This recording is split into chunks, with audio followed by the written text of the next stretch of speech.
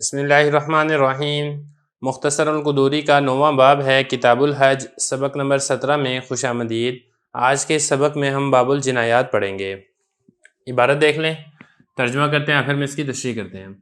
اذا تطیب المحرم فعلیہ الکفارۃ فإن تطیب عضوا کاملا فما زاد فعلیہ دم وإن تطیب اقل من عضو فعلیہ صدقۃ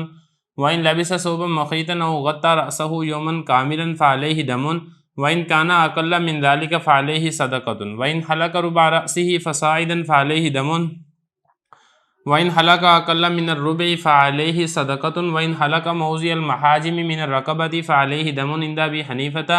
وقال أبو يوسف ومحمد صدقة وإن قص أظافير يديه ورجليه فعليه دم وإن قص يدا أو رجلا فعليه دم وإن قص أقل من 5 أظافير فعليه صدقة وإن قص أقل من 5 أظافير متفرقة من يديه ورجليه فعليه صدقة عند أبي حنيفة وأبي يوسف رحمه الله تعالى وقال محمد رحمه الله تعالى عليه دم۔ ترجمہ دیکھ لیں۔ اور جب محرم نے خوشبو لگا لی تو اس پر کفارہ لازم ہوگا، اگر تو اس نے خوشبو لگائی ہے کامل عضو پر یا اس سے زیادہ پر تو اس پر دم لازم ہوگا، اور اگر اس نے خوشبو لگائی ہے ایک عضو سے کم پر تو اس پر صدقہ لازم ہوگا، اور اگر اس نے سلا ہوا کپڑا پہن لیا یا اپنے سر کو ڈھانپ لیا ایک مکمل دن تو اس پر دم لازم ہوگا، اور اگر ایک دن سے کم ہو تو اس پر صدقہ لازم ہوگا، اور اگر اس نے حلق کر لیا سر کے چوتھائی حصے کا یا زیادہ کا تو اس پر دم لازم ہوگا، اور اگر اس نے سر کے چوتھے حصے سے کم کا حلق کیا تو اس پر صدقہ لازم ہوگا، اور اگر اس نے حلق کر لیا حجامے کی جگہ پر گردن سے تو اس پر دم لازم ہوگا، امام صاحب رحمۃ اللہ علیہ کے نزدیک، اور صاحبین رحمۃ اللہ تعالیٰ نے فرمایا صدقہ لازم ہوگا، اور اگر اس نے ہاتھ اور پاؤں کے ناخن کاٹ لیے تو دم لازم ہوگا، اور اگر ایک ہاتھ یا ایک پاؤں کے ناخن کاٹ لیے تو تب بھی دم لازم ہوگا، اور اگر اس نے ناخن کاٹے ہیں 5 ناخنوں سے کم تو اس پر صدقہ لازم ہوگا، اور اگر اس نے ناخن کاٹ لیے ہیں 5 ناخنوں سے کم مختلف ہاتھ اور پاؤں سے تو اس پر صدقہ لازم ہوگا، امام صاحب رحمۃ اللہ علیہ کے نزدیک، اور امام ابو یوسف رحمۃ اللہ علیہ کے نزدیک، اور امام محمد رحمۃ اللہ علیہ نے فرمایا اس پر دم لازم ہوگا۔ عبارت ہو گئی ہے، ترجمہ ہو گیا ہے، اب چلتے ہیں اس کی تشریح کی طرف۔ تو دیکھیں باب الجنایات ہے، اس باب کے اندر مصنف رحمہ اللہ تعالیٰ محرم کی ان خلاف ورزیوں کو ذکر کریں گے جو کہ محرم کے لیے کرنا جائز نہیں ہے، اور پھر ان خلاف ورزیوں کے نتیجے میں محرم کے اوپر جو جرمانہ عائد ہوتا ہے اس کو ذکر یہاں پر کیا جائے گا۔ تو سب سے پہلے آپ سمجھ لیں کہ جنایات یہ جمع ہے جنایت ان کی۔ جنایت کا مطلب یہ ہوتا ہے کہ وہ والا کام جو کہ محرم کے لیے کرنا جائز نہیں ہے۔ تو پہلا مسئلہ حضرت نے یہ ذکر کیا ہے کہ محرم نے اگر خوشبو لگا لی تو پھر اس پر کفارہ لازم ہوگا۔ اب یہ کفارہ کیا لازم ہوگا؟ اس کی 2 صورتیں ہیں۔ ایک صورت تو یہ ہے کہ اگر اس نے کامل عضو پر یا بڑے عضو پر خوشبو لگائی ہے، مثال کے طور پر اس نے سر پہ خوشبو لگا لی ہے، یا اس نے اپنی پنڈلی پر خوشبو لگا لی ہے، اپنے ہاتھ پر خوشبو لگا لی ہے، اپنے بازو پہ خوشبو لگا لی ہے، اپنے چہرے پہ خوشبو لگا لی ہے۔ اگر بڑے عضو پر خوشبو لگاتا ہے تو پھر اس پر بکری لازم ہوگی۔ اگر چھوٹے عضو پر خوشبو لگاتا ہے، مثال کے طور پر اس نے اپنی ناک پہ خوشبو لگا لی ہے، یا اپنی انگلی پہ خوشبو لگا لی ہے، یا اپنی آنکھ پہ خوشبو لگا لی ہے، اگر چھوٹے عضو پر خوشبو لگاتا ہے تو پھر اس پر صدقہ فطر لازم ہوگا، یعنی 2.25 کلو گندم اس کو دینی پڑے گی۔ فرما رہے ہیں کہ جب محرم نے خوشبو لگا لی تو اس پر کفارہ لازم ہوگا۔ اب کفارے کی کیا تفصیل ہے وہ آگے بتا رہے ہیں۔ اگر تو اس نے کامل عضو پر خوشبو لگائی، کامل سے مراد یہاں پر کیا ہے کہ جو بڑا عضو ہے، یا اس سے زیادہ پر خوشبو لگا لی تو دم لازم ہوگا، دم سے مراد یہاں پہ بکری ذبح کرنی پڑے گی، اور اگر اس نے خوشبو لگائی ہے ایک عضو سے کم پر تو پھر اس کے اوپر صدقہ لازم ہوگا۔ صدقہ میں آپ کو بتا چکا ہوں، صدقہ فطر یعنی 2.25 کلو گندم یہ دینی پڑے گی۔ اگلا مسئلہ یہاں پر یہ ذکر فرما رہے ہیں کہ محرم نے حالت احرام میں سلا ہوا کپڑا پہن لیا یا پھر اپنے سر کو ڈھانپ لیا۔ تو دیکھیں جو مرد ہے، مرد کے لیے حالت احرام میں سلا ہوا کپڑا پہننا یہ بھی منع ہے، سر کو ڈھانپنا یہ بھی منع ہے۔ تو اگر تو اس نے ایک مکمل دن تک اپنے سر کو ڈھانپے رکھا ہے یا اس نے مکمل دن تک سلا ہوا کپڑا پہنے رکھا ہے تو پھر اس صورت کے اندر اس کے اوپر ایک بکری یہ لازم ہوگی۔ اور اگر اس نے ایک دن سے کم، مطلب یہ کہ 1 گھنٹے سے زیادہ اور 1 دن سے کم اگر اس نے سلا ہوا کپڑا پہن کے رکھا ہے یا اپنے سر کو ڈھانپے رکھا ہے، اب اس میں 2 گھنٹے بھی ہو سکتے ہیں، 4 گھنٹے بھی ہو سکتے ہیں، 10 گھنٹے بھی ہو سکتے ہیں، 6 گھنٹے بھی ہو سکتے ہیں، تو پھر اس صورت کے اندر اس پر صدقہ فطر لازم ہوگا۔ اور اگر اس نے 1 گھنٹے سے بھی کم پہن کے رکھا ہے یا 1 گھنٹے سے بھی کم اس نے اپنے سر کو ڈھانپا ہے تو پھر اس صورت کے اندر 1-2 مٹھی یہ گندم صدقہ کر دے گا، تو یہ اس کے لیے کافی ہے۔ فرما رہے ہیں کہ اگر اس نے سلا ہوا کپڑا پہن لیا یا اپنے سر کو ڈھانپ لیا ایک کامل دن تو اس پر ایک دم لازم ہوگا، دم سے مراد کہ ایک بکری ذبح کرنی پڑے گی، اور اگر اس سے کم اس نے پہنا ہے تو پھر اس پر صدقہ لازم ہوگا، صدقہ سے مراد صدقہ فطر یعنی 2.25 کلو گندم اس کو دینی پڑے گی۔ اور اسی طریقے سے جو محرم ہے، محرم کے لیے حالت احرام کے اندر ٹنڈ کروانا یہ بھی جائز نہیں ہے۔ اگر اس نے سر کے چوتھے حصے یا زیادہ کی ٹینٹ کر لی، مطلب سر کے 25% یا زیادہ کی اگر اس نے ٹینٹ کر لی ہے تو پھر اس صورت میں اس پر دم لازم ہوگا، اور اگر چوتھے حصے سے کم کی ٹینٹ کی ہے، مثال کے طور پہ 10% سر کی ٹینٹ کر لی ہے، 15% سر کی ٹینٹ کر لی ہے، 20% سر کی ٹینٹ کر لی ہے، تو پھر اس صورت میں صدقہ فطر لازم ہوگا۔ دیکھا جائے فرما رہے ہیں کہ اگر تو اس نے حلق کر لیا سر کے چوتھائی حصے کا فصاعدہ یا اس سے زیادہ کا فعلیہ دمن، تو اس پر دم لازم ہوگا، مطلب بکری ذبح کرنی پڑے گی، اور اگر اس نے حلق کیا ہے سر کے چوتھائی حصے سے کم کا فعلیہ صدقۃ، تو پھر اس صورت میں اس پر صدقہ دینا یہ لازم ہوگا۔ صدقہ میں آپ کو بتا چکا ہوں، صدقہ فطر دینا لازم ہوگا۔ اب اس کے بعد اگلا مسئلہ یہ ہے کہ ایک شخص نے گدی کی جگہ، یہ جو گردن کا پیچھے والا حصہ ہوتا ہے جہاں پر ہجامہ بھی لگوایا جاتا ہے، اگر یہاں کے جو بال تھے کسی نے صاف کروا لیے، تو آیا یہ کامل عضو شمار ہوگا یا شمار نہیں ہوگا؟ تو امام صاحب رحمۃ اللہ فرماتے ہیں کہ یہ کامل عضو ہے، لہذا اس صورت میں اس پر بھی دم دینا پڑے گا، جبکہ صاحبین فرماتے ہیں کہ کامل عضو نہیں ہے، لہذا صدقہ دینا ہی کافی ہے۔ فرما رہے ہیں کہ اگر اس نے حلق کروا لیا موضع المحاجم، موضع جگہ کو کہتے ہیں محاجم، ہجامے کی جگہ پر، یہ جو گدی ہوتی ہے نا، یہ گردن کا پیچھے والا حصہ، یہ من الرقبہ، گردن کے ہجامے والی جگہ پر فعلیہ دمون، تو امام صاحب رحمۃ اللہ علیہ کے نزدیک دم دینا پڑے گا، اور صاحبین رحمۃ اللہ نے فرمایا صدقہ فطر یعنی 2.25 کلو گندم دینا ہی یہ کافی ہے۔ اگلا مسئلہ یہاں پر یہ ذکر کر رہے ہیں کہ محرم کے لیے حالت احرام میں ناخن کاٹنا یہ جائز نہیں ہے۔ اگر کسی نے اپنے ہاتھ پاؤں کے ناخن کاٹ لیے، یعنی ہاتھوں کے 5 10 اور 5 پاؤں کے کل 20 ناخن تھے، اس نے 20 کے 20 کاٹ لیے تو ایک دم دینا پڑے گا۔ فرما رہے ہیں اگر اس نے ہاتھ اور پاؤں کے ناخن کاٹ لیے فعلیہ دمن، تو ایک بکری ذبح کرنی پڑے گی۔ اسی طریقے سے اگر اس نے ایک ہاتھ کے ناخن کاٹ لیے، 5 ناخن کاٹ لیے، یا اسی طریقے سے ایک پاؤں کے اس نے 5 ناخن کاٹ لیے، تو پھر اس صورت میں بھی ایک مکمل دم دینا پڑے گا، ایک بکری کو ذبح کرنا یہ لازم ہوگا۔ فرما رہے ہیں وَإِن كَسَّ يَدًا، اگر ایک ہاتھ کے ناخن کاٹ لیے یا ایک پاؤں کے ناخن کاٹ لیے فعلیہ دمن، تو پھر اس صورت میں بھی ایک مکمل دم دیے دینا پڑے گا۔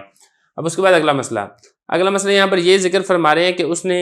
5 انگلیوں سے کم کے ناخن کاٹے، مثال کے طور پہ ایک ہاتھ ہے، اس کی 5 انگلیاں ہوتی ہیں، اس نے 4 کے ناخن کاٹ لیے یا 3 کے ناخن کاٹ لیے، پھر اس صورت کے اندر دم نہیں دینا پڑے گا، بلکہ جتنی انگلیوں کے اس نے ناخن کاٹے ہیں اتنا صدقہ فطر یہ دینا پڑے گا۔ 3 کے کاٹے ہیں تو 3 صدقہ فطر، 2 کے کاٹے ہیں تو 2 صدقہ فطر یہ دینے پڑیں گے۔ وَإِن كَسَّ، اور اگر اس نے کاٹے ہیں 5 انگلیوں سے کم فعلیہ صدقۃ، تو پھر اس صورت میں اس پر صدقہ دینا پڑے گا۔ آخری مسئلہ یہاں پر یہ ذکر فرما رہے ہیں کہ ایک شخص نے 5 ناخن سے کم ناخن کاٹے ہیں، لیکن یہ جو 5 ناخن سے کم ناخن کاٹے ہیں یہ متفرق اعضاء کے کاٹے ہیں۔ مثال کے طور پہ ایک ہاتھ کا ایک ناخن کاٹ لیا، دوسرے ہاتھ کا ایک ناخن کاٹ لیا، ایک پاؤں کے 2 ناخن کاٹ لیے، تو اس ترتیب سے اگر 5 سے کم اس نے ناخن کاٹے ہیں تو آیا اس پر صدقہ فطر لازم ہوگا یا پھر اس پر دم لازم ہوگا؟ تو اس مسئلے میں اختلاف ہے۔ شیخین رحمہ اللہ تعالیٰ فرماتے ہیں کہ اس صورت میں صدقہ فطر لازم ہوگا، یعنی 2.25 کلو گندم دینا یہ کافی ہے، جبکہ امام محمد رحمہ اللہ تعالیٰ فرماتے ہیں کہ نہیں، اس صورت میں دم لازم ہوگا، یعنی بکری ذبح کرنی پڑے گی۔ فتویٰ بہرحال شیخین رحمہ اللہ تعالیٰ کے مذہب پر ہے۔ ترجمہ دیکھ لیں،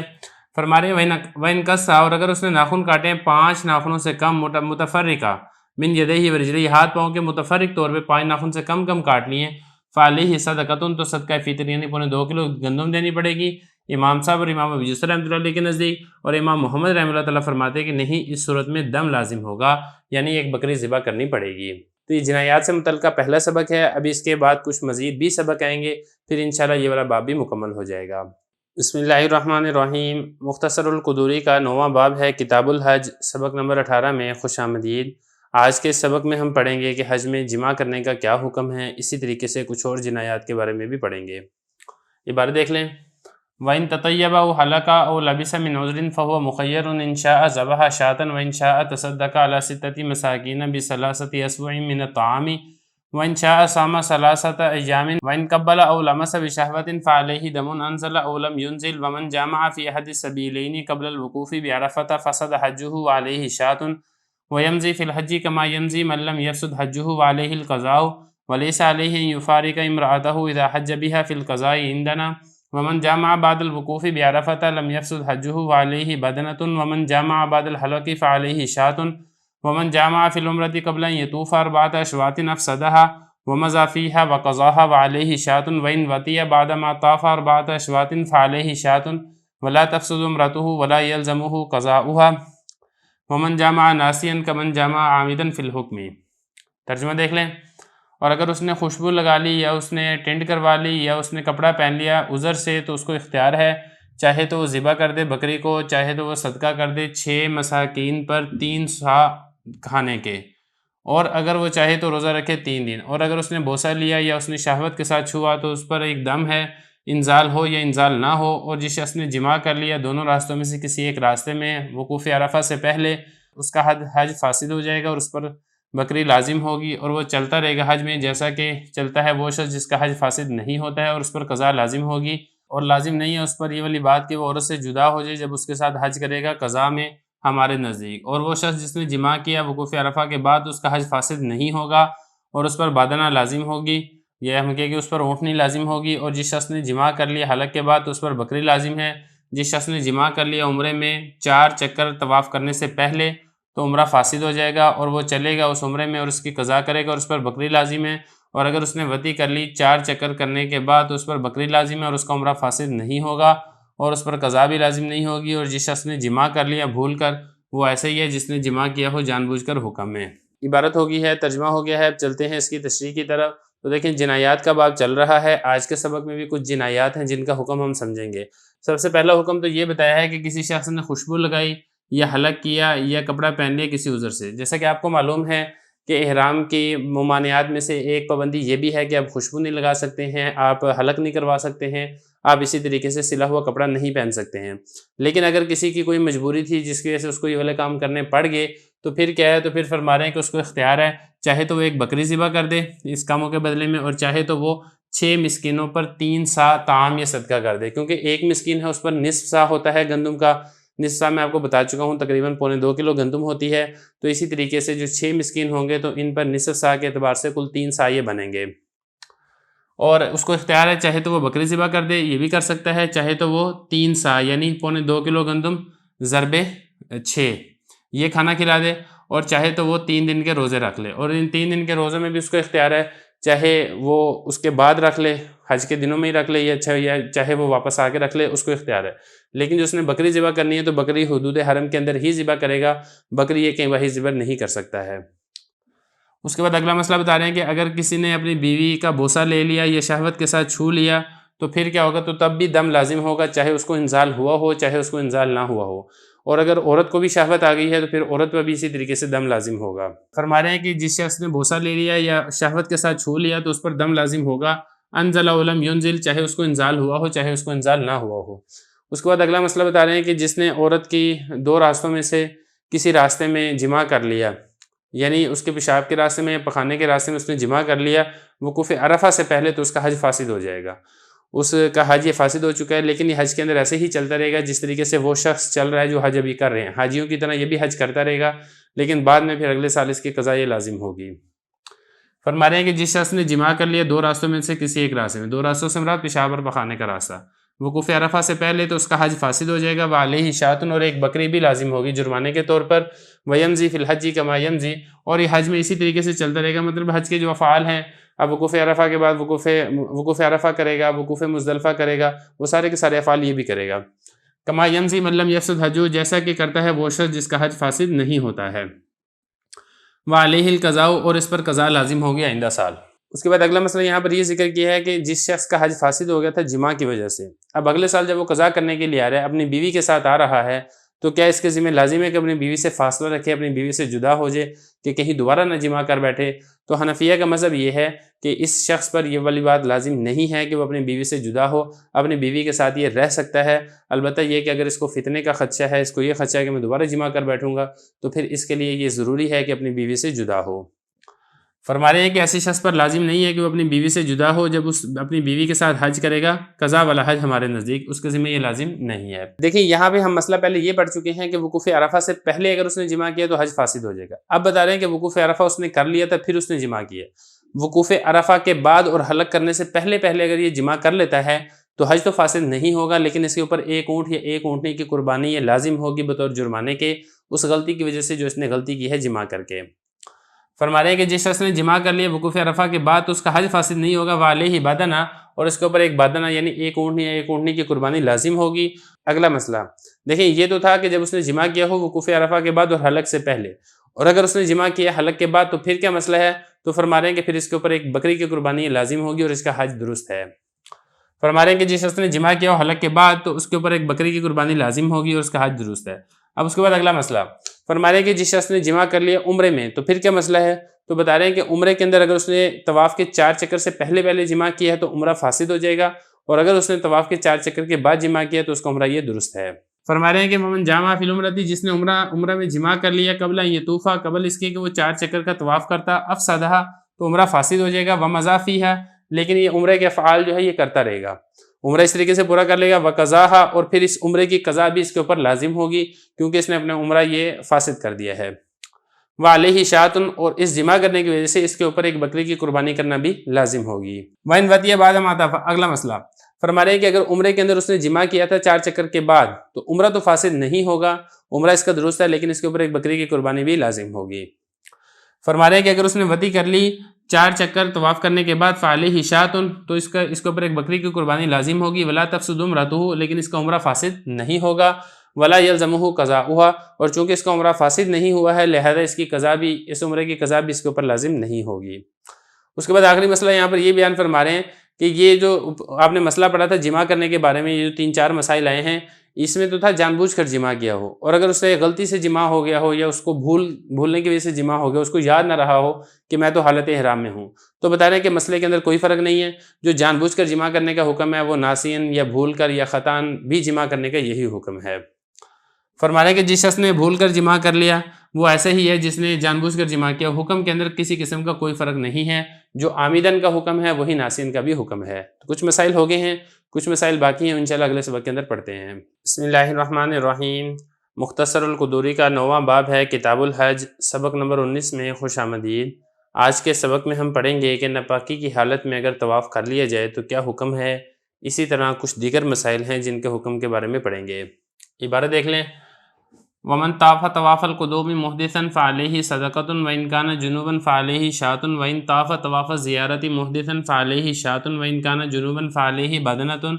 والافضل ان يعيد الطواف ما دام بمکۃ ولا ذبح علیہ ومن طاف طواف الصدر محدثا فعلیہ صدقۃ وان کان جنوبا فعلیہ شاۃ وان ترک طواف الزیارۃ 3 اشواط فما دونها فعلیہ شاۃ وان ترک 4 اشواط بقی محرما ابدا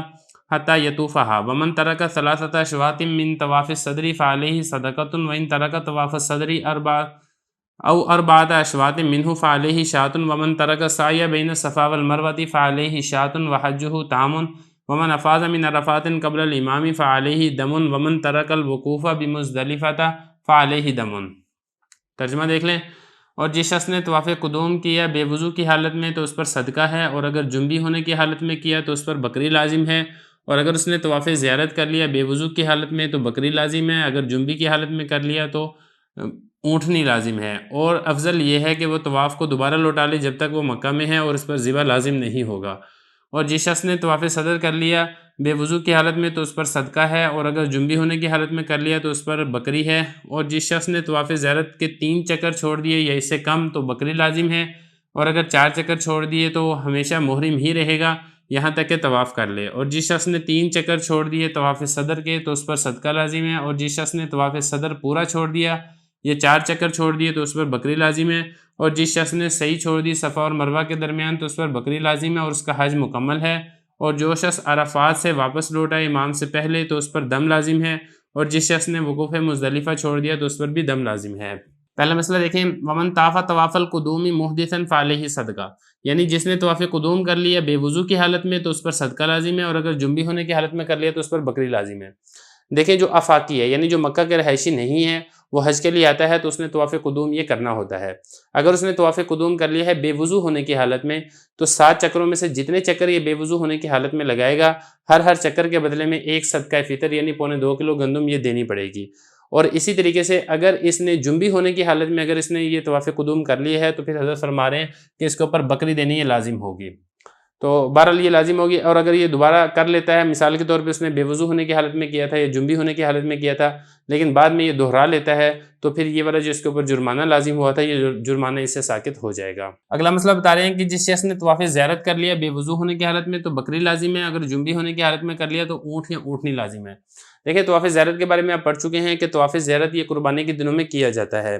10, 11 اور 12 یہ 3 دن ہوتے ہیں طواف زیارت کے۔ تو اگر کسی نے بے وضو ہونے کی حالت میں طواف زیارت کر لیا ہے یا اسی طریقے سے جنبی یعنی ناپاک ہونے کی حالت میں طواف زیارت کر لیا ہے تو فرما رہے ہیں کہ بے وضو کیا ہو تو پھر اس پر بکری لازم ہوگی، ناپاکی کی حالت میں کیا ہو تو اس کے اوپر اونٹنی لازم ہوگی۔ لیکن اس کے اندر یہ ہے کہ افضل یہ ہے کہ یہ دہرا لے۔ اب اس میں مسئلہ یہاں پر تھوڑی سی تفصیل ہے، تفصیلی مسئلہ یہاں پر یہ ہے کہ اگر اس نے بے وضو ہونے کی حالت میں کیا تھا تو پھر یہ جب بھی دہرائے، چاہے یہ قربانی کے دنوں کے اندر دہرا لے 10، 11، 12 ذی الحجہ یا اس کے بعد دہرائے، تو اسے کلی طور پہ جو قربانی کے طور پہ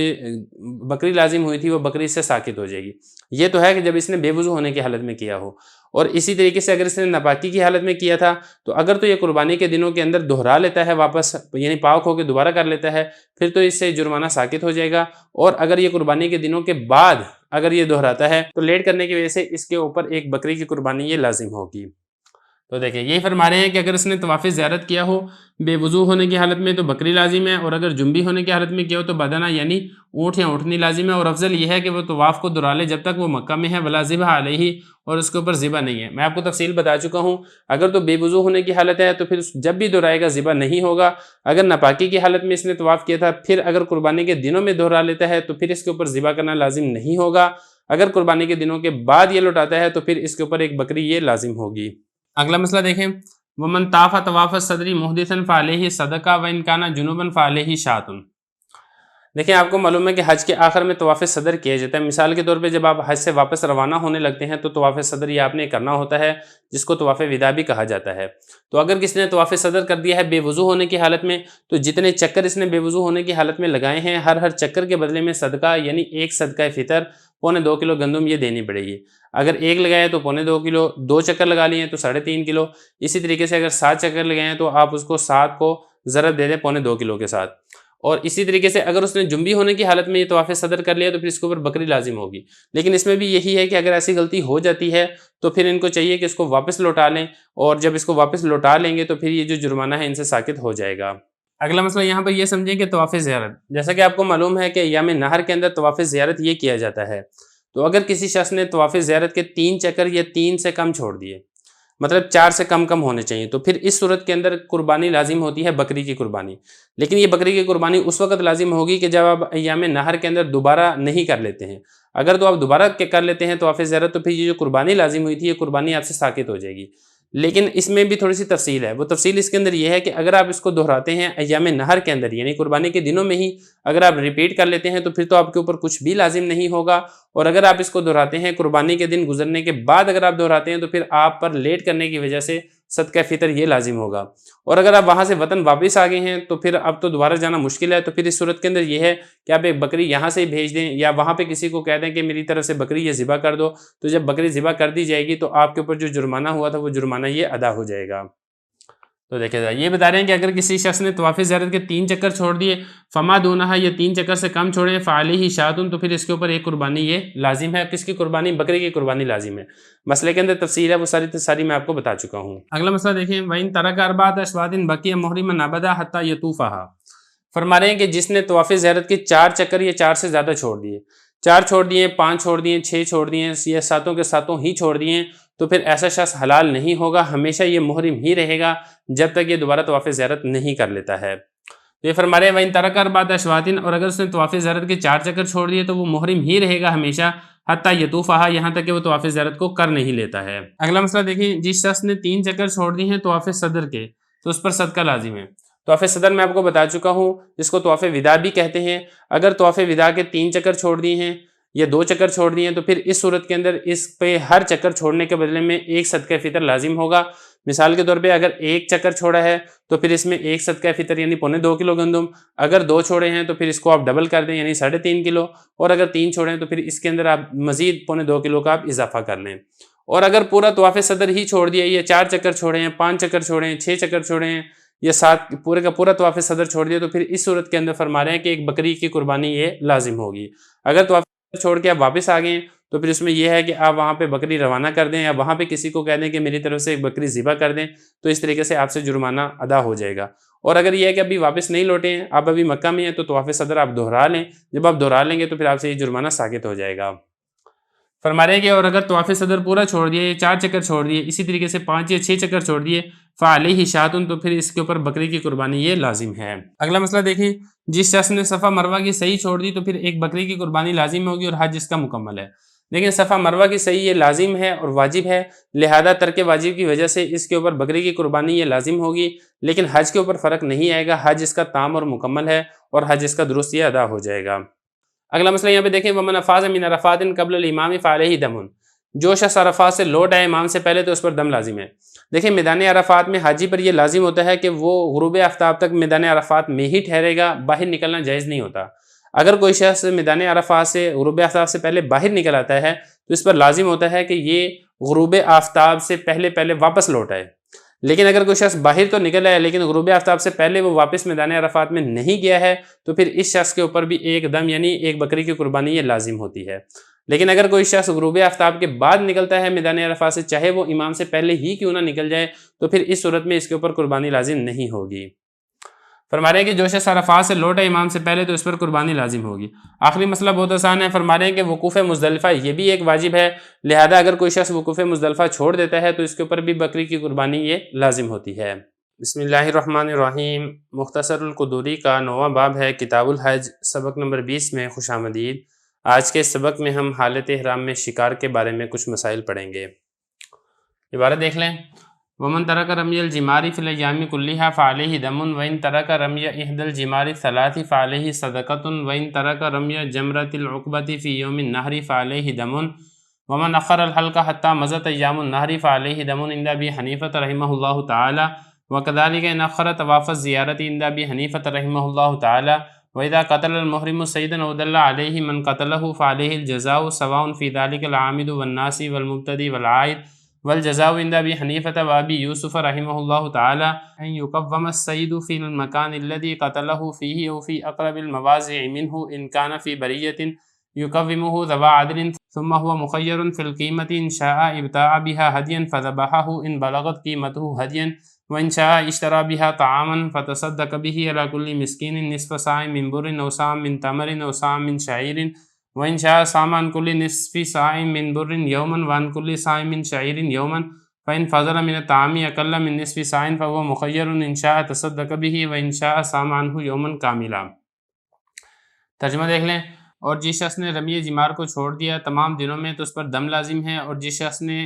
3 جمرات کی رمی میں سے ایک رمی کو چھوڑ دیا تو اس پر صدقہ لازم ہے، اور اگر اس نے رمی جمرہ عقبہ کی رمی کو چھوڑ دیا یوم نہر میں تو اس پر دم لازم ہے، اور جس شخص نے حلق کو مؤخر کر دیا یہاں تک کہ یام نہر گزر گئے تو اس پر دم لازم ہے امام صاحب رحمۃ اللہ علیہ کے نزدیک، اور اسی طریقے سے اگر اس نے طواف زیارت کو مؤخر کر دیا تو امام صاحب رحمۃ اللہ علیہ کے نزدیک بھی دم لازم ہے۔ اور جب محرم نے شکار کو قتل کر دیا یا شکار پر رہنمائی کی ایسے شخص کی جس نے اس کو قتل کر دیا تو اس پر جزا لازم ہے۔ اس میں جان بوجھ کر کرنے والا، بھول کر کرنے والا، ابتدان کرنے والا، دوبارہ کرنے والا سارے برابر ہیں،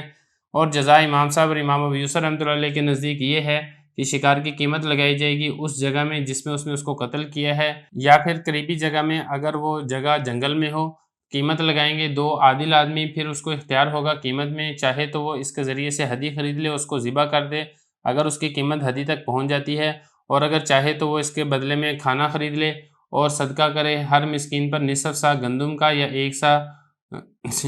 سا کھجور کا یا 1 سا جو کا، اور اگر چاہے تو روزہ رکھ لے ہر نصف سا کے بدلے میں، نصف سا گندم کے بدلے میں 1 دن اور ہر 1 سا جو کے بدلے میں 1 دن، اور اگر اس کے کھانے سے بچ جائے نصف سا سے کم تو اس کو اختیار ہے، چاہے تو اس کو صدقہ کر دے اور چاہے تو روزہ رکھے اس سے 1 کامل دن۔ یہاں پہ کچھ مسئلے ہیں جن کو سمجھنا ضروری ہے۔ پہلے آپ یہاں پہ یہ والا مسئلہ سمجھیں، جمرہ عقبہ کی رمی چھوڑ دی۔ دیکھیں آپ کو معلوم ہے کہ یوم نحر یعنی 10 ذی الحجہ کو جمرہ عقبہ کی رمی کی جاتی ہے۔ اگر کسی شخص نے 10 ذی الحجہ کو جمرہ عقبہ کی رمی چھوڑ دی ہے تو پھر جب 11 ذی الحجہ کی صبح ہوگی تو پھر اس صورت کے اندر دم بھی دینا پڑے گا، اور اسی طریقے سے یہ جو رمی اس نے چھوڑی ہے اس کی قضا بھی یہ کرنی پڑے گی جو کہ لازم ہے۔ یہ تو ہو گیا ایک مسئلہ۔ اب اوپر آئیں ذرا، آگے فرما رہے ہیں کہ جس نے رمی جمرات کی چھوڑ دی تمام دنوں میں تو اس پر دم ہے۔ جیسا کہ آپ کو معلوم ہے کہ مینا کے اندر 11 اور 12 میں رمی جمرات یہ لازم اور ضروری ہوتی ہے، اور اسی طریقے سے اگر 13 کو بھی ٹھہرا ہے تو پھر 13 کی بھی رمی کرنا یہ ضروری ہوتی ہے۔ تو اسی یہ بتا رہے ہیں کہ یہ جو دن تھے 11 اور 12 ان ساری دنوں کی اس نے رمی چھوڑ دی ہے تو پھر اس صورت کے اندر ایک دم لازم ہوگا۔ اچھا، اس میں مسئلہ یہ ہے کہ اگر 11 کی رمی چھوڑ دی ہے تو جب 12 کی صبح ہوگی تو پھر آپ نے 11 کی رمی کی قضا بھی کرنی ہے اور اسی طریقے سے دم بھی لازم ہوگا۔ اسی طریقے سے اگر آپ نے 12 کی رمی چھوڑ دی ہے تو جب 13 کی صبح ہوگی تو آپ نے 12 کی رمی کی قضا بھی کرنی ہے اور آپ پر دم بھی دینا پڑے گا۔ لیکن اگر 13 کی رمی چھوڑ دی ہے تو پھر اس صورت کے اندر اس کی قضا نہیں ہے، کیونکہ جیسے ہی 13 کی غروب آفتاب ہوگی تو پھر جو مینا کے اندر رمی جمرات کا وقت ہے وہ ختم ہو جائے گا، پھر اس صورت کے اندر صرف اور صرف دم ہی دینا پڑے گا۔ اب ذرا مسئلہ دیکھیں، فرما رہے ہیں کہ جس نے رمی جمرات چھوڑ دی تمام دنوں میں تو اس کے اوپر دم دینا لازم ہوگا۔ وَإِن تَرَكَ رَمْيَ إِحْدَى الْجِمَارِ الثَّلَاثِ فَعَلَيْهِ صَدَقَةٌ۔ اگلا مسئلہ دیکھیں، مسئلہ یہاں پر یہ ہے کہ جیسا کہ میں نے آپ کو بتایا ہے کہ 11 اور 12 کو تینوں جمرات کی رمی کرنی ہوتی ہے۔ اگر کسی شخص نے 11 کو 3 میں سے 2 جمرات کی رمی کر دی، ایک جمرے کی رمی چھوڑ دی ہے، تو جیسا کہ آپ کو معلوم ہے کہ ایک جمرے پہ 7 کنکر مارنے ہوتے ہیں، تو پھر ہر کنکر کے بدلے میں ایک صدقہ یہ دینا پڑے گا۔ مثال کے طور پہ اگر اس نے ایک کنکر نہیں مارا ہے، 6 مار دیے ہیں تو پھر ایک صدقہ ہے۔ اگر اس نے 2 کنکر مارے ہیں اور 5 نہیں مارے ہیں تو پھر 5 صدقے ہیں۔ اگر اس نے 3 کنکر مارے ہیں، 4 نہیں مارے ہیں تو پھر 4 صدقے ہیں۔ صدقہ فطر میں آپ کو بتا چکا ہوں، ایک صدقہ فطر یہ 1.25 کلو گندم ہے۔ تو یہ بتا رہے ہیں کہ اگر اس نے 3 جمرات میں سے کسی ایک جمرے کی رمی چھوڑ دی ہے تو اس پر صدقہ لازم ہے، اور یہ جو صدقہ ہے وہ پورے جمرے کے اعتبار سے نہیں ہوگا، وہ کنکر کے اعتبار سے ہوگا۔ جتنے کنکر اس نے چھوڑ دیے ہیں اتنے ہی کنکر کے بقدر اس پر صدقہ یہ لازم ہے۔ اور یہ میں آپ کو بتا چکا ہوں کہ جمرہ عقبہ کی اگر رمی چھوڑ دی ہے یوم نہر میں تو تب بھی صورت میں دم یہ لازم ہوگا۔ آگے دیکھیں، ومن اخر الحلقہ حتی مضت ایام النہر فعلیہ دم عند ابی حنیفہ۔ فرما رہے ہیں کہ جس نے حلق کو مؤخر کر دیا یہاں تک کہ قربانی کے دن گزر گئے تو اس پر دم لازم ہوگی امام صاحب رحمۃ اللہ علیہ کے نزدیک۔ دیکھیں، جو حلق ہے وہ 10 ذی الحجہ کو کیا جاتا ہے، لیکن جو حلق کا وقت ہے وہ قربانی کے دنوں تک ہے۔ مطلب یہ ہے کہ آپ 11 کو بھی کر سکتے ہیں، 12 کی شام تک، 12 کی مغرب تک یہ حلق کا وقت ہوتا ہے۔ اگر کسی شخص نے 10 کو نہیں کیا، 11 کو نہیں کیا، 12 کو بھی نہیں کیا، حتیٰ کہ غروب آفتاب ہو گیا، تو پھر اس صورت میں بھی امام صاحب فرماتے ہیں کہ اس پر دم لازم ہوگا۔ اگلا مسئلہ یہاں پر دیکھیں، اگر طواف زیارت کو مؤخر کر دیا امام صاحب رحمۃ اللہ علیہ کے نزدیک تو تب بھی دم لازم ہوگا۔ دیکھیں، طواف زیارت جیسا کہ میں نے آپ کو بتایا تھا کہ آپ 10 کو بھی کر سکتے ہیں، نہیں تو آپ 11 کو کر لیں یا 12 کو کر لیں۔ اگر 12 بھی گزر گئی اور آپ نے طواف زیارت نہیں کیا ہے تو پھر تاخیر کی وجہ سے امام صاحب رحمۃ اللہ علیہ کے نزدیک اس صورت میں بھی دم یہ لازم ہوگا۔ مطلب یہ کہ ایک بکری قربانی میں کرنی پڑے گی۔ وَإِذَا قَتَلَ الْمُحْرِمُ صَيْدًا وَدَلَّ عَلَيْهِ۔ اگلا مسئلہ دیکھیں، مسئلہ یہاں پر یہ ذکر کیا جا رہا ہے کہ حالت احرام میں جانور کا شکار کرنا یہ بھی منع ہے۔ اگر کسی نے حالت احرام میں جانور کا شکار کر لیا تو تب بھی اس پر دم لازم ہوگا۔ یا اسی طریقے سے اگر اس نے خود تو شکار نہیں کیا ہے لیکن کسی شکاری کو بتا دیا کہ بھئی وہ فلاں ٹیلے کے پیچھے یا فلاں عمارت کے پیچھے شکار موجود ہے، اور اس کے بتانے کی وجہ سے اس نے شکار کر لیا، تو پھر اس صورت میں بھی محرم کے اوپر دم یہ دینا پڑے گا۔ چاہے محرم نے حالت احرام میں جو شکار کیا ہے اس کو حالت احرام کا ہونا یاد ہو یا اس کو یاد نہ ہو، چاہے اس نے پہلی مرتبہ شکار کیا ہو چاہے اس نے دوسری مرتبہ شکار کیا ہو، یا اسی طریقے سے جو اس نے رہنمائی کی ہے اس کو چاہے یاد ہو کہ میں حالت احرام میں ہوں یا اس کو یاد نہ ہو، چاہے اس نے پہلی مرتبہ رہنمائی کی ہو چاہے اس نے دوسری مرتبہ رہنمائی کی ہو، ہر صورت کے اندر دم یہ لازم ہوگا۔ یہ مذہب ہے شیخین رحمہ اللہ تعالیٰ کے نزدیک، یعنی امام صاحب اور امام ابو یوسف رحمۃ اللہ علیہ۔ دیکھیں ذرا، فرما رہے ہیں کہ جب محرم نے شکار کو قتل کر دیا او دل علیہ، یا دلالت کی ایسے شخص کی جس نے اس کو قتل کر دیا، تو پھر جزا لازم ہوگی۔ اب وہ کیا جزا ہوگی وہ آگے آ رہی ہے۔ برابر ہے کہ جو عامد ہو یعنی رہنمائی کرنے والا، یا اسی طریقے سے قتل کرنے والا، اگر وہ حالت احرام میں اس نے خود قتل کیا ہے یا اسی طریقے سے اس نے رہنمائی کی، ان کا جو تعلق ہے نا دونوں کے ساتھ ہے۔ چاہے عامد جان بوجھ کے یعنی اس کو یاد ہو یا اس کو بھول چکا ہو، یا پہلی مرتبہ کی ہو یا دوسری مرتبہ کی ہو، ہر صورت کے اندر یہ لازم ہوگی۔ والجزاء عند ابی حنیفہ۔ اب وہ جزا کیا ہوگی؟ جزا کے بارے میں فرما رہے ہیں کہ جو شیخین کا مذہب ہے وہ یہ ہے کہ جو شکار کیا تھا، جس جگہ کے اندر شکار ہوا ہے اس جگہ میں اس شکار کا ریٹ لگوایا جائے گا۔ مثال کے طور پہ ہرن کا شکار کر لیا تھا حالت احرام کے اندر، تو جس جگہ پہ ہرن شکار ہوا ہے وہاں پہ آپ پتہ کریں کہ وہاں پہ جو ہرن ہے اس ہرن کا کیا ریٹ ہے۔ اگر تو اس ہرن کا جو ریٹ ہے وہ ایک بکری کے بقدر پہنچ جاتا ہے تو پھر اتنی بکری خرید کے پھر اس کو ذبح کر دے، یا پھر یہ ہے کہ اس کے بدلے میں یہ گندم خرید لے اور گندم خرید کے پھر وہی والی تقسیم ہوگی کہ نصف سا گندم کا وہ مسکینوں پہ تقسیم کر دے، یا 1 سا کھجور کا یا 1 سا جو کا وہ تقسیم کر دے، اور اس طریقے سے اس کی یہ جو جزا ہے یہ مکمل ہوگی۔ فرما رہے ہیں کہ شیخین کا مذہب یہ ہے یقوم الصید، کہ جو شکار ہے اس کا ریٹ لگوایا جائے گا فی المکان الذی قتلہ فیہ، اس جگہ میں جہاں پر وہ قتل ہوا ہے۔ اچھا، اب یہاں پہ ہم تصور یہ کر لیتے ہیں کہ جس جگہ پہ جانور قتل ہوا ہے اس جگہ پہ کوئی مارکیٹ نہیں ہے قریب، مثال کے طور پہ کوئی ویرانہ ہے، کوئی جنگل ہے، اگر ایسی جگہ پہ جانور قتل ہوا ہے تو پھر آپ یہ دیکھیں کہ اس کے قریب ترین بستی کون سی ہے، جو اس کے قریب ترین بستی ہو وہاں پر اس جانور کا ریٹ معلوم کریں اور پھر اس سے پھر ریٹ کا اندازہ لگایا جائے گا۔ او فی اقرب المواضع منہ، یا پھر اس جگہ کے قریبی ترین جگہ پر ریٹ لگوایا جائے گا، ان کان فی بریہ، اگر وہ جانور قتل ہوا ہے جنگل میں، تو ریٹ کون لگائے گا؟ یقومہ ذو عدل، دو عادل آدمی یہ ریٹ لگائیں گے۔ دو عادل آدمی نے ریٹ لگایا، مثال کے طور پہ اب ریٹ لگایا، ہرن قتل کر دی تھی، دو عادل آدمی عدل و انصاف والے نیکی تقوی والے بندے تھے اور وہ پہچان رکھتے تھے ان چیزوں کی، انہوں نے ریٹ لگایا کہ بھئی 1,00,000 روپے کی ہرن تھی جو آپ نے یہاں پہ قتل کر دیا ہے جانور، تو اب اس کے بدلے میں کیا ہوگا؟ فرما رہے ہیں کہ پھر اس کو اختیار ہوگا قیمت میں، یعنی اس کے اوپر جو جنایت آئی ہے، جو جرمایہ ہے، اس کو قیمت کے اندر اختیار ہے، چاہے تو وہ اس کے بدلے میں کوئی ہدی کا جانور خرید لے اور اس کو ذبح کر دے، اگر اس کی جو قیمت ہے وہ جانور تک پہنچ جاتی ہے۔ اب 1,00,000 ہے، اب دیکھیں اگر 1,00,000 کی بکری ہے تو بکری ذبح کر دے، اگر 1,00,000 کی گائے ہے تو گائے ذبح کر دے، اگر 1,00,000 کا اونٹ ہے تو اونٹ ذبح کر دے، تو دیکھیں اس چیز کا اختیار ہے کہ جانور ذبح کر دے، یا پھر اس کو دوسری چیز میں بھی اختیار ہے، وہ بھی بتا رہے ہیں۔ فرما رہے ہیں کہ انشاء ابتاع بها ہدین، اگر چاہے تو وہ اس قیمت کے بدلے میں کوئی ہدی کا جانور خرید لے گا، فذبحہ، پھر ہدی کے جانور کو ذبح کر دے گا، ان بلغت قیمتہ ہدین، اگر وہ جو جانور کا جو ریٹ لگا تھا اس کی جو قیمت ہم نے معلوم کی تھی وہ ایک ہدی کے جانور کو پہنچ جاتی ہے، بڑی بات میں آپ کو بتا چکا ہوں۔ وَإِنْ شَاءَ اشْتَرَىٰ بِهَا طَعَامًا، اور اس کو اس چیز کا بھی اختیار ہے کہ وہ کھانا خرید لے، کھانے کے بارے میں آپ کو بتا چکا ہوں کہ وہ گندم خرید سکتا ہے، اسی طریقے سے کھجور، اور اسی طریقے سے جو، اگر گندم خریدے گا تو پھر اس میں نے آپ کو بتا دیا ہے 2.25 کلو گندم، اور اسی طریقے سے کھجور یا جو ہے تو پھر اس میں ایک پورا سا ہوگا، یعنی کہ 3.5 کلو۔ دیکھیں ذرا، فرما رہے ہیں کہ اور اگر چاہے تو خرید لے گا کھانا، فتصدق بہ علی کل مسکین نصف صاع، پھر ہر مسکین کو یا تو نصف سا گندم کا دے دے، یا ایک سا کھجور کا دے دے، یا ایک سا جو کا دے دے۔ وَإِنْ شَاءَ صَامَ عَنْ كُلِّ نِصْفِ صَاعٍ مِّن بُرٍّ يَوْمًا وَعَنْ كُلِّ صَاعٍ مِّن شَعِيرٍ يَوْمًا۔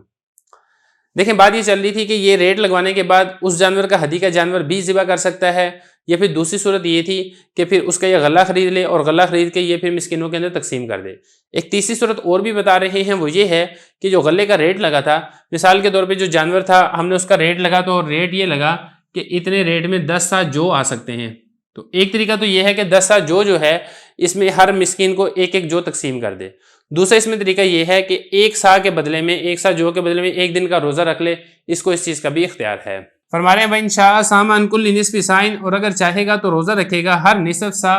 بر، یعنی گندم کے بدلے میں ایک دن کا روزہ رکھ لے، اور ہر ایک سا جو کے بدلے میں ایک دن کا روزہ رکھ لے۔ فَإِنْ فَضَلَ مِنَ الطَّعَامِ أَقَلَّ مِنْ نِصْفِ صَاعٍ، اگلا مسئلہ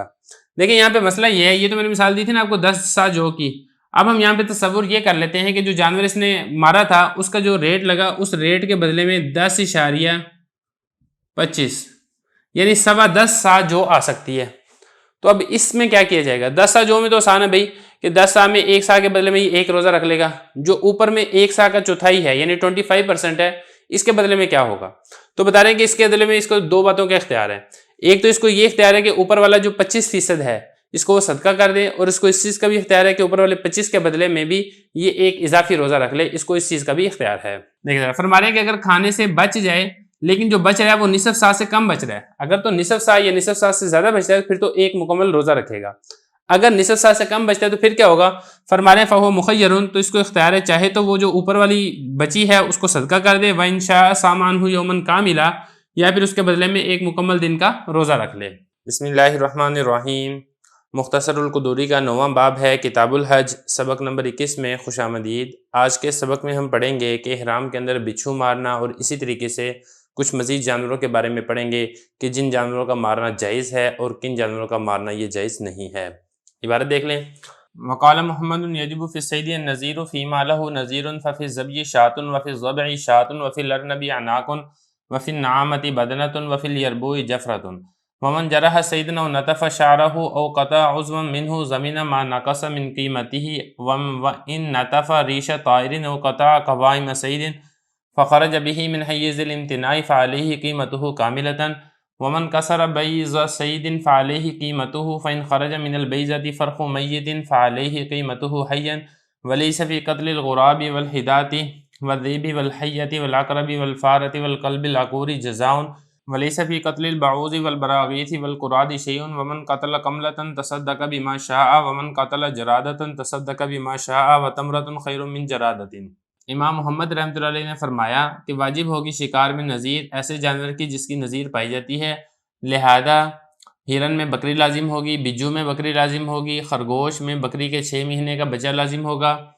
اور شتر مرغ میں اونٹ لازم ہوگا، جنگلی چوہے میں بکری کے 4 مہینے کا بچہ لازم ہوگا، اور جس شخص نے شکار کو زخمی کر دیا یا اس کے بال کو کھیڑ دیا یا اس کا عضو توڑ دیا تو ضامن ہوگا جو اس کی قیمت سے کم ہو چکا ہے، اور اگر اس نے وہ کھیڑ دیے پرندے کے پر یا اس کے ہاتھ پاؤں کاٹ دیے، وہ نکل گیا اپنے بچاؤ کرنے سے تو اس پر کامل قیمت لازم ہوگی، اور جس شخص نے شکار کا انڈا توڑ دیا تو اس پر اس کی قیمت لازم ہوگی، اگر تو اس انڈے سے مردہ بچہ نکلا ہے تو زندہ بچے کی قیمت لازم ہوگی، اور کچھ بھی لازم نہیں ہوگا کوے کے قتل کرنے میں، چیل کے قتل کرنے میں، بھیڑیے کے قتل کرنے میں، حیا سانپ کے قتل کرنے میں، بچھو کے قتل کرنے میں، چوہے کے قتل کرنے میں، باولے کتے کے قتل کرنے میں کوئی بدلہ، اور کچھ بھی لازم نہیں ہے مچھر کو قتل کرنے میں، پسو کے قتل کرنے میں، قراج چچڑی کے قتل کرنے میں، اور جس شخص نے جوں کو قتل کر دیا تو صدقہ دے گا جو وہ چاہے گا، اور جس شخص نے ٹڈی کو قتل کر دیا تو صدقہ دے گا جو چاہے گا، اور کھجور کا صدقہ کرنا یہ بہتر ہے ٹڈی سے۔ عبارت ہو چکی ہے، ترجمہ ہو چکا ہے، اب چلتے ہیں اس کی تشریح کی طرف۔ گزشتہ سبق کے اندر ہم نے شیخین کے مذہب کے بارے میں بڑا تفصیل سے پڑھ لیا تھا کہ اگر اس نے جانور کو قتل کر دیا ہے تو پھر اس کے بدلے میں کیا لازم ہوگا، وہ ساری کی ساری تفصیل گزر چکی تھی، جبکہ امام محمد رحمۃ اللہ تعالیٰ کے اختلاف تھا۔ تو امام محمد رحمۃ اللہ علیہ کیا فرماتے ہیں ہم آج کے سبق میں پڑھیں گے، لیکن میں آپ کو یہ بات واضح کر دینا چاہتا ہوں کہ جو فتویٰ ہے وہ شیخین کے قول پر ہے۔ تو دیکھیں امام محمد رحمۃ اللہ علیہ فرماتے ہیں کہ جس جانور کو اس نے قتل کیا ہے اگر اسی سے ملتا جلتا جانور کوئی اور پایا جاتا ہے، مثلا یہ کہ اسی کے حجم اور اسی کے سائز کا کوئی اور جانور موجود ہے تو پھر وہی جانور جزا یعنی بدلے میں دینا لازم ہوگا۔ مثال کے طور پہ اگر کسی نے ذبح یعنی ہرن کو قتل کر دیا ہے تو اب ہرن سے ملتا جلتا جو بڑا بکرا ہے، یہ جو بڑی بکری ہے وہ چونکہ اسی کے سائز کی ہوتی ہے لہذا وہی دینی لازم ہوگی، یا اسی طریقے سے اگر کسی نے بجو کو قتل کر دیا ہے تو بجو کے سائز کی بھی بکری مل جاتی ہے تو لہذا بکری یہ دینی پڑے گی۔ بہرحال عبارت دیکھیں، فرما رہے امام محمد رحمۃ اللہ علیہ نے فرمایا کہ واجب ہوگی شکار میں نذیر یعنی اسی کے مثل جو جانور ہے وہ لازم ہوگا، فی ما لہ نذیر،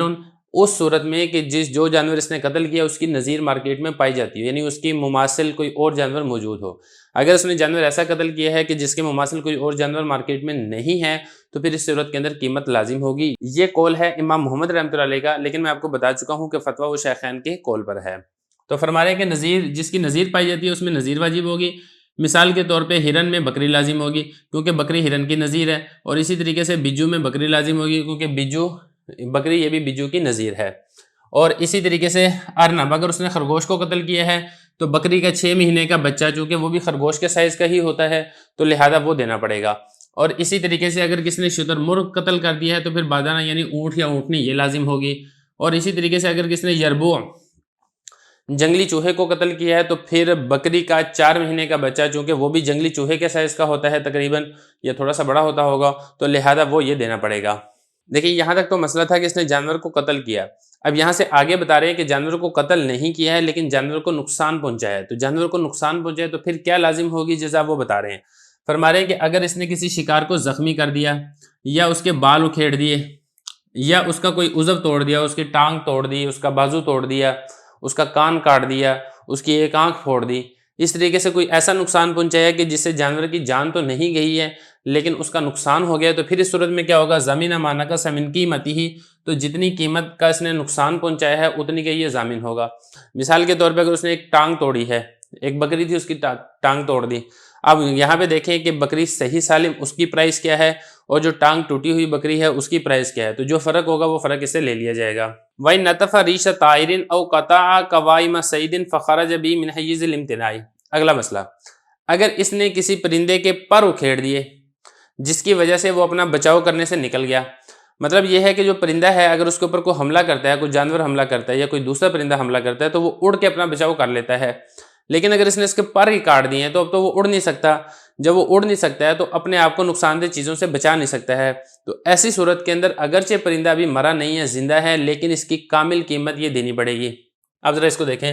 وہی نطفہ اگر اس نے اکھیڑ دیے ریشہ طائر پرندے کے پر تو پھر کیا ہوگا، فخرج به من حیز الامتناع، وہ اپنے بچاؤ کرنے کی جہت سے نکل گیا، فعلیہ قیمتہ کاملہ، تو پھر اس پر کامل قیمت لازم ہوگی۔ اب یہ والا مسئلہ دیکھیں،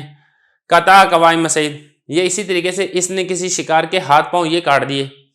مثال کے طور پہ جو آگے والی 2 ٹانگیں ہیں وہ کاٹ دیں، یا پیچھے والی 2 ٹانگیں ہیں وہ کاٹ دی، یا چاروں کی چاروں ٹانگیں توڑ دی ہیں، اب وہ پرندہ بھاگ نہیں سکتا۔ مثال کے طور پہ اگر کوئی دوسرا جانور اس کے اوپر حملہ کرتا ہے تو چونکہ اس کے ہاتھ پاؤں کٹ چکے ہیں لہذا وہ بھاگ کر اپنا بچاؤ نہیں کر سکتا، تو اپنے بچاؤ سے وہ نکل چکا ہے، تو لہذا اگرچہ بھی مرا نہیں ہے، زندہ ہی کیوں نہ ہو، تو تب بھی اس جانور کی کامل قیمت یہ دینی پڑے گی۔ یہ بتا رہے ہیں قطع، اس نے کاٹ دیا قوائم، قوائم جمع ہے قائم کی، مطلب جس پاؤں یا ہاتھ پاؤں کے اوپر وہ جانور کھڑا ہوتا ہے۔ سعید شکار، شکار کے ہاتھ پاؤں اس نے توڑ دیے، تو پھر اس صورت میں کیا ہوگا؟ فخارا، جب وہ نکل گیا من حیز الامتناع، امتناع اپنے بچاؤ کی جہت سے نکل چکا ہے، فعلیہ قیمتہ کاملہ، تو شکاری پر اس کی کامل قیمت یہ دینی پڑے گی۔ آگے مسئلہ یہ بتا رہے ہیں کہ اس نے کسی شکار کا انڈا توڑ دیا، تو پھر اس صورت کے اندر جو انڈے کی قیمت ہے وہ اس کو دینی پڑے گی، اور اگر بالفرض اس نے جو انڈا توڑا تھا اس میں سے مردہ بچہ نکل آتا ہے تو پھر جو بچہ مر چکا ہے تو اس زندہ بچے کی قیمت اس کے اوپر دینی یہ پڑے گی۔ دیکھیں ذرا، فرما رہے ہیں کہ ومن کسر بیض صید، جس نے کسی شکار کا انڈا توڑ دیا تو اس پر اس انڈے کی قیمت دینی پڑے گی، اور اگر انڈے سے فرخ میت، اس میں سے نکلا ہے مردہ بچہ نکلا ہے، فعلیہ قیمتہ حیہ، تو زندہ بچے کی قیمت اس کو دینی پڑے گی۔ تو اس وقت یہ تصور کیا جائے گا کہ یہ جو بچہ مرا ہے اس کے انڈا توڑنے کی وجہ سے مرا ہے، اور اس وجہ سے زندہ بچے کی قیمت اس کے اوپر دینی یہ لازم ہوگی۔ اچھا، اس کے بعد آگے بتا رہے ہیں کہ کچھ پرندے اور کچھ جانور ایسے ہیں کہ اگر کوئی ان کو قتل کر دیتا ہے تو پھر اس قتل کرنے کی صورت میں جو شکاری ہے اس پر کسی قسم کا کفارہ جرمانہ لازم نہیں ہوگا، اگرچہ اس نے حالت احرام میں ہی قتل کیوں نہ کیا ہو۔ فرما رہے ہیں کہ غراب، کسی نے کوا قتل کر دیا، ہدا چیل قتل کر دی، زیب بھیڑیا قتل کر دیا، حیہ سانپ قتل کر دیا، عقرب بچھو قتل کر دیا، فارہ چوہا قتل کر دیا، کلب عقور باولا کتا قتل کر دیا۔ جزا، اس کا تعلق لیسا کے ساتھ ہے، لیسا جزاؤں، تو ایسی صورت کے اندر کوئی جزا اور بدلہ اس کے ذمہ لازم نہیں ہے کیونکہ نقصان دہ جانور ہیں، تو لہذا نقصان دہ جانوروں کو مار دینا ہی بہتر ہے۔ اب اس کے بعد آگے بتا رہے ہیں کہ کسی نے مچھر قتل کر دیا، یا پسو قتل کر دیا، یا اسی طریقے سے قراد چچڑی قتل کر دی، تو اس صورت میں بھی کچھ بھی لازم نہیں ہوگا۔ آگے دیکھیں ومن قتل قملہ، کس نے جوں مار دی تو پھر جو چاہے وہ صدقہ دے دے، یا اسی طریقے سے کسی نے ٹڈی قتل کر دی تو جو چاہے صدقہ دے دے، پھر اس کو اختیار ہے، چاہے وہ 1 مٹھی گندم صدقہ دے دے، یا 1 کلو دے دے، 2 کلو دے دے، یا کوئی اور کھجوریں دینا چاہے کھجوریں دے دے، جو دینا چاہے جو دے دے، وہ اس کی اپنی مرضی ہے۔ وَتَمْرَةٌ خَيْرٌ مِّن جَرَادَہ، آگے فرما رہے ہیں کہ اگر ٹڈی قتل کر دیا تو بہتر یہ ہے کہ 1 ٹڈی کے بدلے میں 1 کھجور یہ صدقہ کرے۔ یہ کچھ مسئلے ہو گئے ہیں، کچھ مسئلے بھی باقی ہم اس کے بعد پڑھیں گے۔ بسم اللہ الرحمن الرحیم۔ مختصر القدوری کا 9واں باب ہے کتاب الحج، سبق نمبر 22 میں خوش آمدید۔ آج کے سبق میں ہم پڑھیں گے کہ محرم کا ذبیحہ حرام ہے، اسی طریقے سے کچھ اور مسائل بھی ہیں جو ہم نے آج پڑھنے ہیں۔ عبارت دیکھ لیں، ومن قتل ما لا یؤکل لحمہ من السباع ونحوها فعلیہ الجزاء ولا یتجاوز بقیمتها شاة وإن سال السبع على محرم فقتله فلا شيء عليه وإن اضطر المحرم إلى أكل لحم الصيد فقتله فعليه الجزاء ولا بأس بأن يذبح المحرم الشاة والبقرة والبعير والدجاج والبط الكسكريج وإن قتل حماما مسرولا أو ظبيا مستانسا فعليه الجزاء وإن ذبح المحرم صيدا فذبيحته ميتة لا يحل أكلها ولا بأس بأن يأكل المحرم لحم صيد اصطاده حلال وذبحه إذا لم يدله المحرم عليه ولا أمره بصيده وفي صيد الحرم إذا ذبحه الحلال الجزاء وإن قطع حشيش الحرم أو شجره الذي ليس بمملوك ولا هو مما ينبته الناس فعليه قيمته۔ اور جس شخص نے قتل کیا ایسے جانور کو کہ جس کا گوشت نہیں کھایا جاتا ہے درندوں میں سے یا اس جیسے اور جانوروں میں سے، تو اس پر جزا لازم ہوگی، لیکن تجاوز نہیں کرے گا اس کی قیمت سے 1 بکری کو۔ اور اگر حملہ کر دیا درندے نے کسی محرم پر اور لہذا اس نے اسے قتل کر دیا تو کوئی چیز محرم پر لازم نہیں ہے، اور اگر محرم مجبور ہو گیا شکار کے گوشت کھانے کی طرف تو لہذا اس نے اس کو قتل کر دیا تو جزا لازم ہے،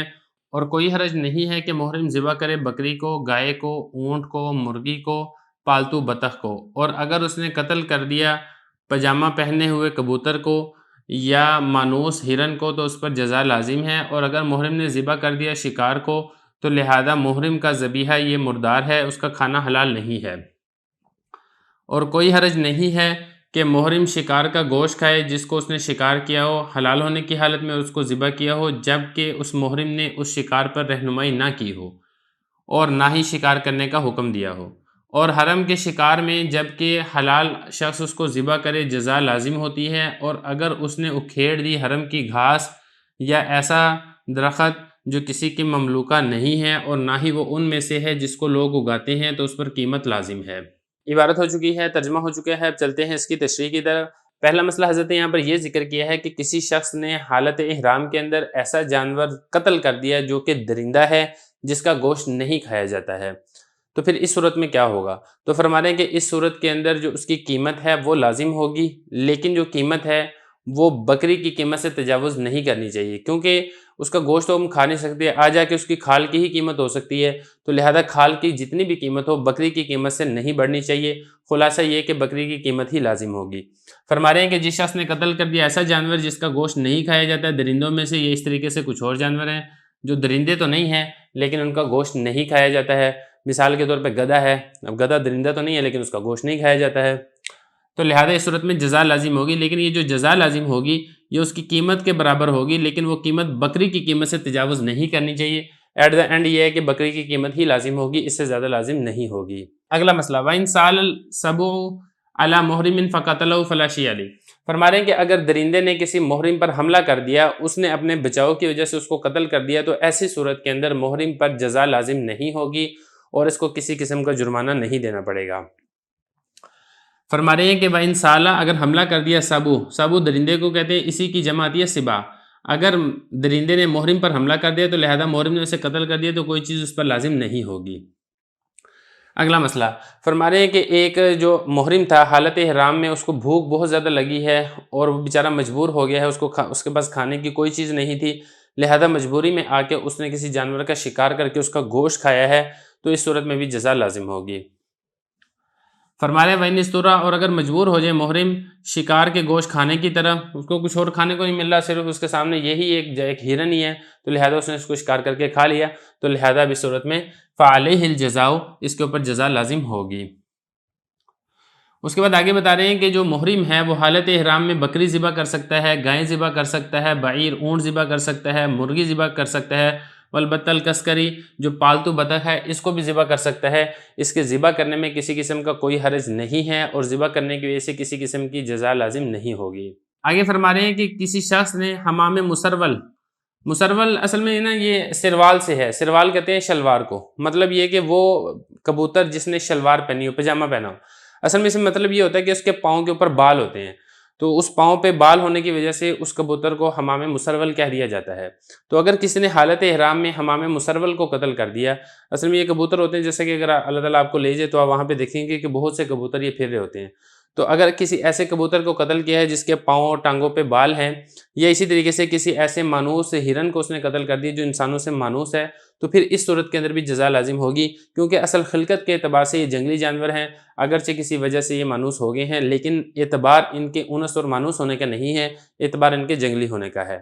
تو یہ بتا رہے ہیں کہ اگر اس نے حمام مسرول کو قتل کر دیا یا کسی نے جو مانوس ہرن اس کو قتل کر دیا تو اس صورت کے اندر بھی جزا لازم ہوگی۔ آگے مسئلہ یہاں پر یہ بتا رہے ہیں کہ اگر محرم نے حالت احرام میں کسی جانور کا شکار کر لیا تو جس جانور کا شکار کیا ہے وہ جانور مردار ہے، وہ جانور کھانا کسی کے لیے بھی جائز نہیں ہے، نہ محرم کے لیے جائز ہے اور نہ ہی حلال کے لیے جائز ہے، یعنی وہ شخص جو حالت احرام میں نہیں ہے۔ فرما رہے ہیں کہ اگر محرم نے شکار کو ذبح کر دیا تو اس کا جو ذبیحہ ہے وہ مردار ہے، اس کا کھانا حلال نہیں ہے کسی کے لیے بھی۔ وَلَا بَأْسَ بِأَنْ يَأْكُلَ الْمُحْرِمُ لَحْمَ صَيْدٍ اصْطَادَهُ حَلَالٌ وَذَبَحَهُ، فرما رہے ہیں کہ حالت احرام کے اندر محرم شکار شدہ جانور کا گوشت کھا سکتا ہے، لیکن شرط یہ ہے کہ وہ جانور کو شکار محرم نے نہ کیا ہو بلکہ حلال شخص نے شکار کیا ہو۔ ایسے شخص نے شکار کیا جو حالت احرام کے اندر نہیں ہے، محرم نے شکار بھی نہ کیا ہو اور محرم نے دلالت بھی نہ کی ہو، مطلب رہنمائی بھی نہ کی ہو اور محرم نے حکم بھی نہ دیا ہو، تو پھر اس صورت کے اندر محرم اس کا گوشت کھا سکتا ہے۔ فرما رہے ہیں کہ کوئی حرج نہیں ہے کہ محرم لحم صیدن شکار کا گوشت کھائے، استادہ حلال جس کو شکار کیا کسی حلال شخص نے اور اس کو ذبح بھی کیا ہے، وَإِذَا لَمْ يَدُلَّ اللَّهُ الْمُحْرِمُ عَلَيْهِ شرط یہ ہے کہ محرم نے دلالت یعنی رہنمائی نہ کی ہو، وَلَا أَمَرَهُ بِصَيْدِهِ اور نہ ہی اس نے شکار کا حکم دیا ہو، تو پھر اس صورت کے اندر محرم اس کا گوشت کھا سکتا ہے، اس کے لیے کھانا حلال ہے۔ وفی صید الحرم اذا ذبحه الحلال الجزاء، دیکھیں جو حدود حرم ہے، حدود حرم میں ہر قسم کے جانور کا شکار منع ہے، چاہے شکار کرنے والا حلال شخص ہو یعنی جو حالت احرام میں نہیں ہے، اور اگر وہ حالت احرام میں ہے تب تو بطریق اولا شکار کرنا جائز اور حلال نہیں ہوتا ہے۔ اگر کسی نے حدود حرم میں شکار کر لیا تو پھر جزا لازم ہوگی، چاہے وہ حالت احرام میں ہو چاہے وہ حالت احرام میں نہ ہو، اور یہ شکار شدہ جانور بھی مردار ہوگا، اس کا کھانا کسی کے لیے حلال نہیں ہوگا۔ فرما رہے ہیں کہ حرم کے شکار میں جب کہ اس کو ذبح کیا ہو حلال شخص نے جزا لازم ہوتی ہے، اور وہ کھانا بھی کسی کے لیے حلال نہیں ہوتا ہے۔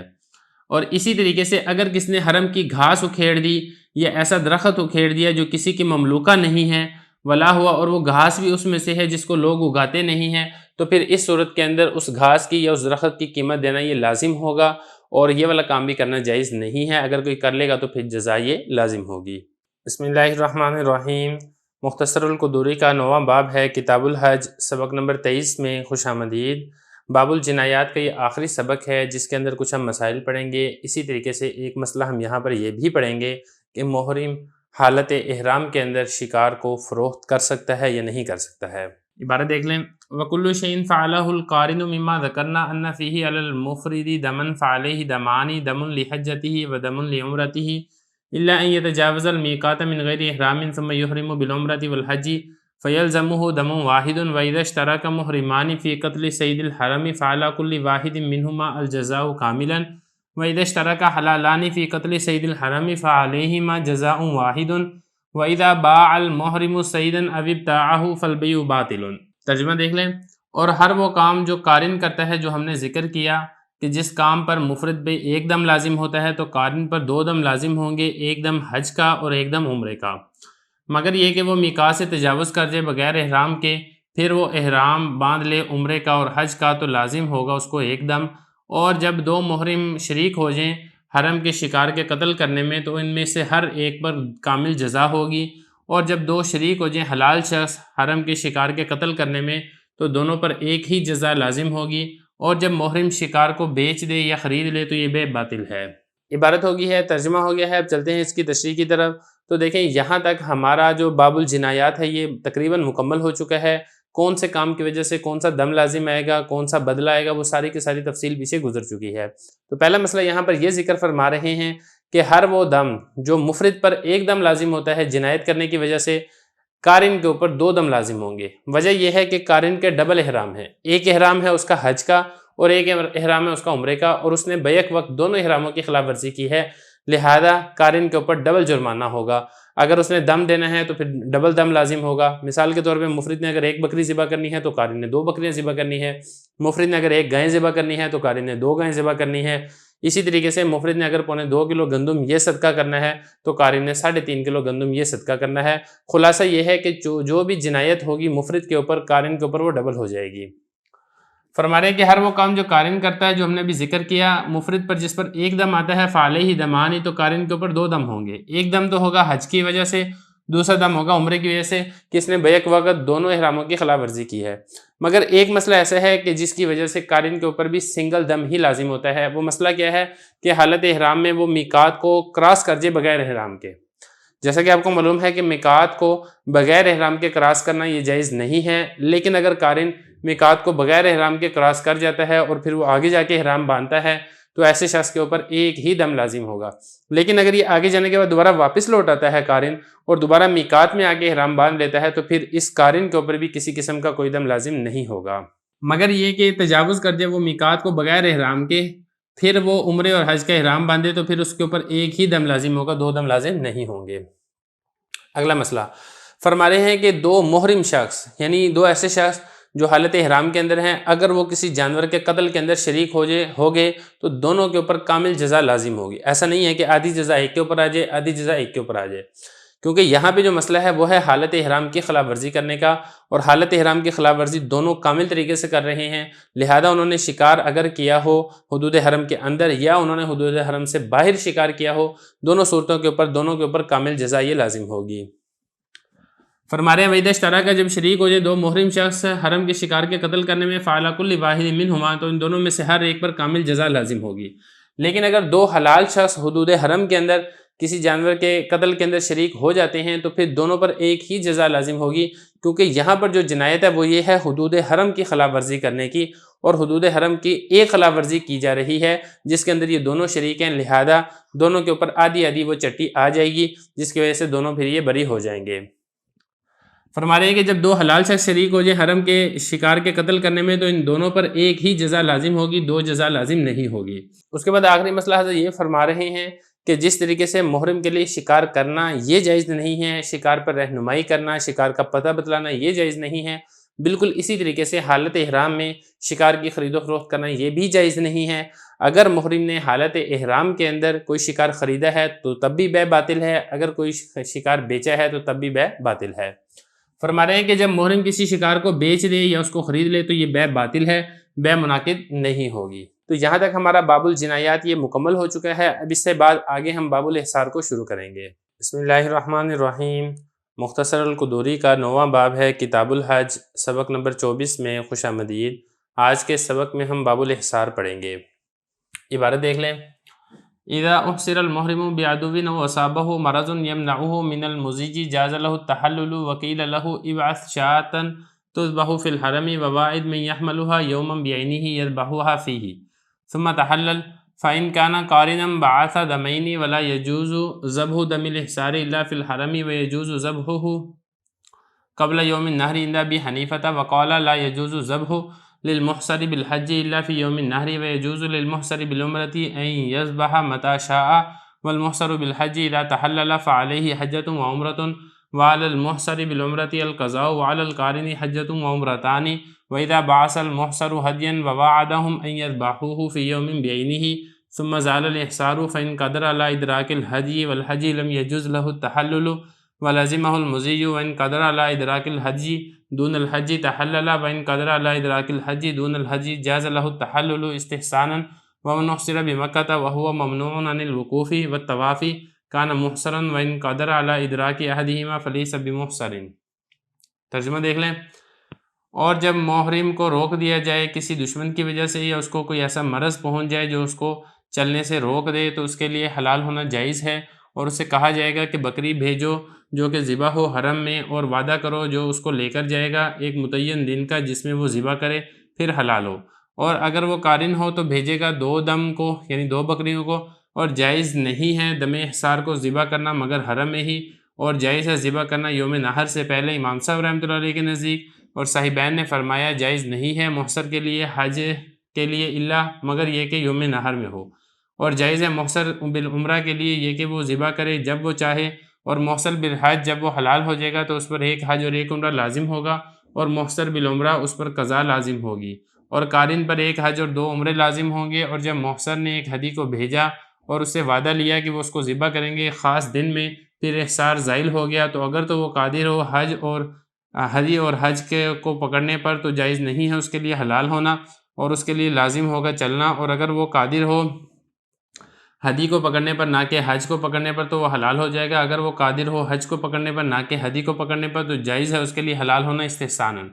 اور وہ شخص جس کو روک دیا جائے مکہ میں اور اس کو منع کر دیا جائے وقوف عرفہ اور طواف سے تو وہ محصر شمار ہوگا، اور اگر وہ قادر ہو ان دونوں میں سے کسی ایک کو پانے پر تو وہ محصر نہیں ہوگا۔ عبارت ہو چکی ہے، ترجمہ ہو چکا ہے، اب چلتے ہیں اس کی تشریح کی طرف۔ تو دیکھیں یہ باب ہے باب الاحصار۔ احصار کا مطلب ہوتا ہے روک دینا، مطلب یہ ہے کہ حاجی ہے اس نے احرام باندھا ہے حج کا، یا اسی طریقے سے عمرہ کرنے والا ہے اس نے عمرے کا احرام باندھا ہے،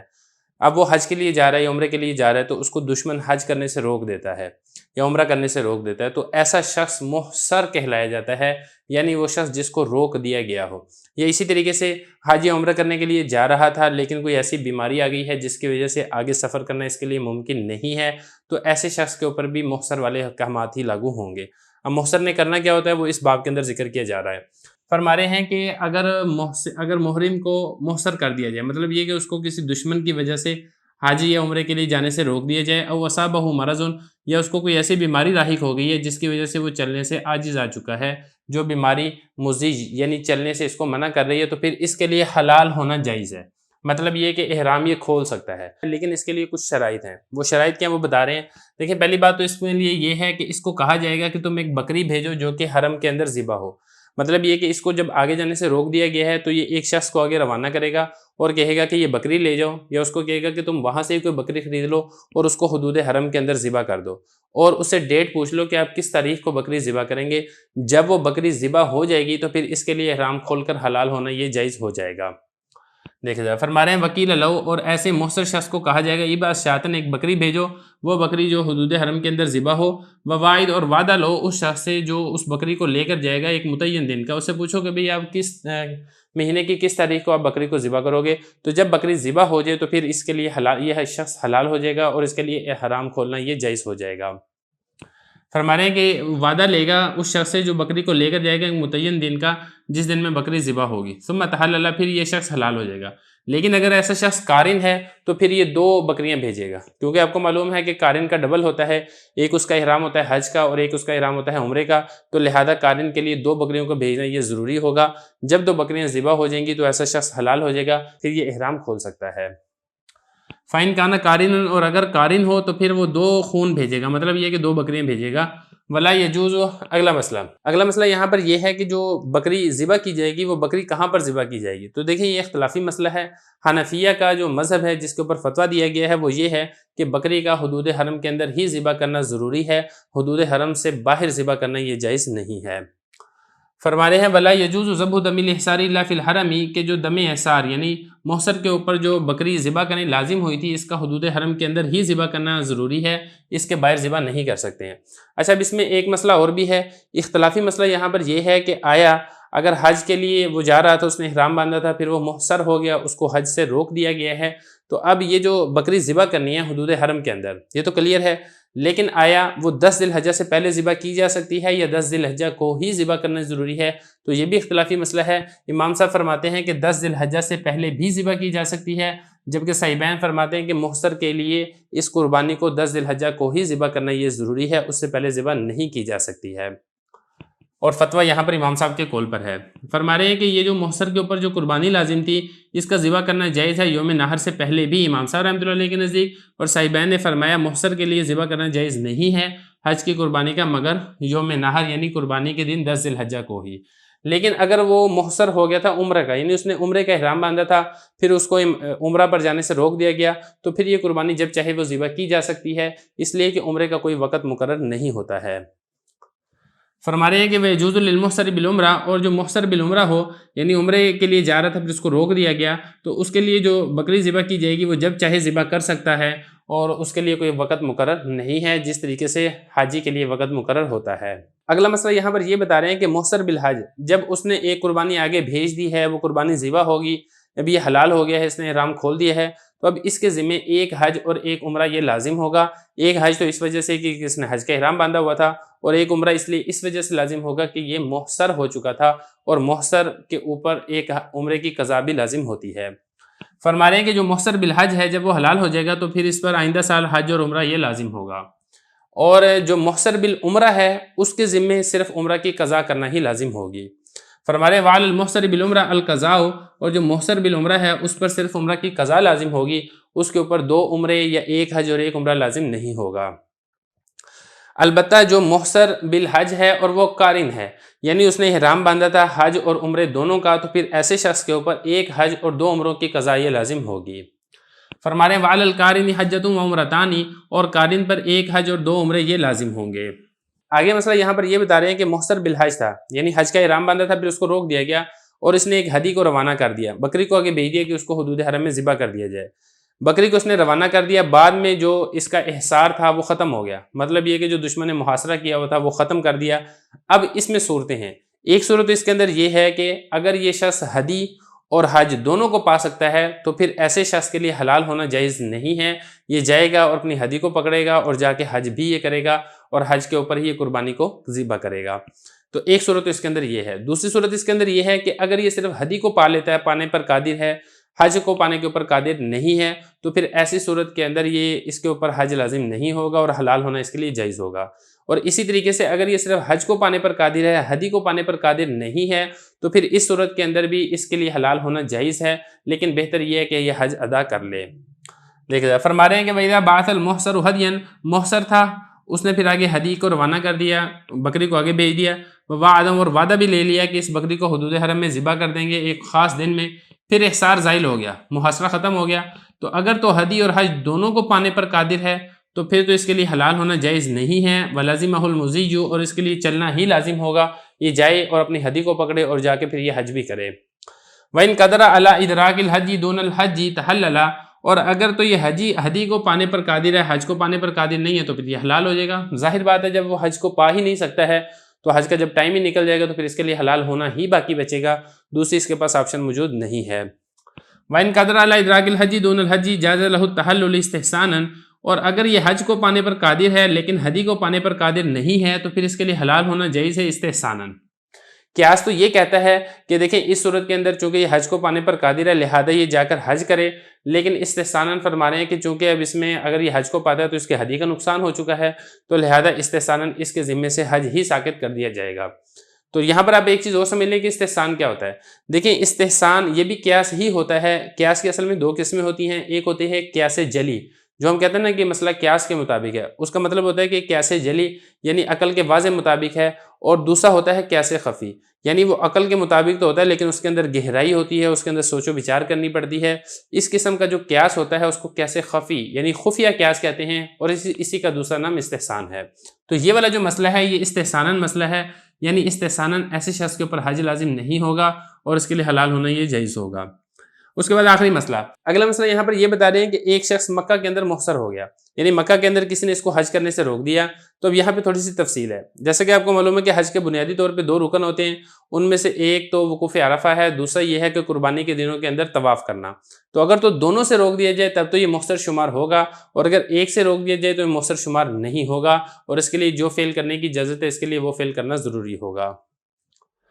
دیکھیں فرما رہے ہیں کہ اگر کسی شخص کو مکہ کے اندر محصر کر دیا جائے، مطلب روک دیا جائے، وہ ممنون، اور اس کو روک دیا جائے وقوف عرفہ سے بھی اور طواف سے بھی، تو پھر تو یہ محصر شمار ہوگا، اور اگر ان دونوں میں سے کسی ایک کے پانے پر قادر ہے تو یہ محصر شمار نہیں ہوگا، اور اس کے لیے ضروری ہوگا اگر یہ وقوف عرفہ کے پانے پر قادر ہے تو وقوف عرفہ کو پائے گا، اگر اسی طریقے سے طواف کو پانے پر قادر ہے تو یہ طواف کو پائے گا، باقی جو کمی ہوگی وہ دم کے ذریعے سے پوری کر لے گا۔ بسم اللہ الرحمن الرحیم۔ مختصر القدوری کا 9واں باب ہے کتاب الحج، سبق نمبر 25 میں خوش آمدید۔ آج کے سبق میں ہم باب الفوات یعنی حج فوت ہونے کے بارے میں پڑھیں گے۔ عبارت دیکھ لیں،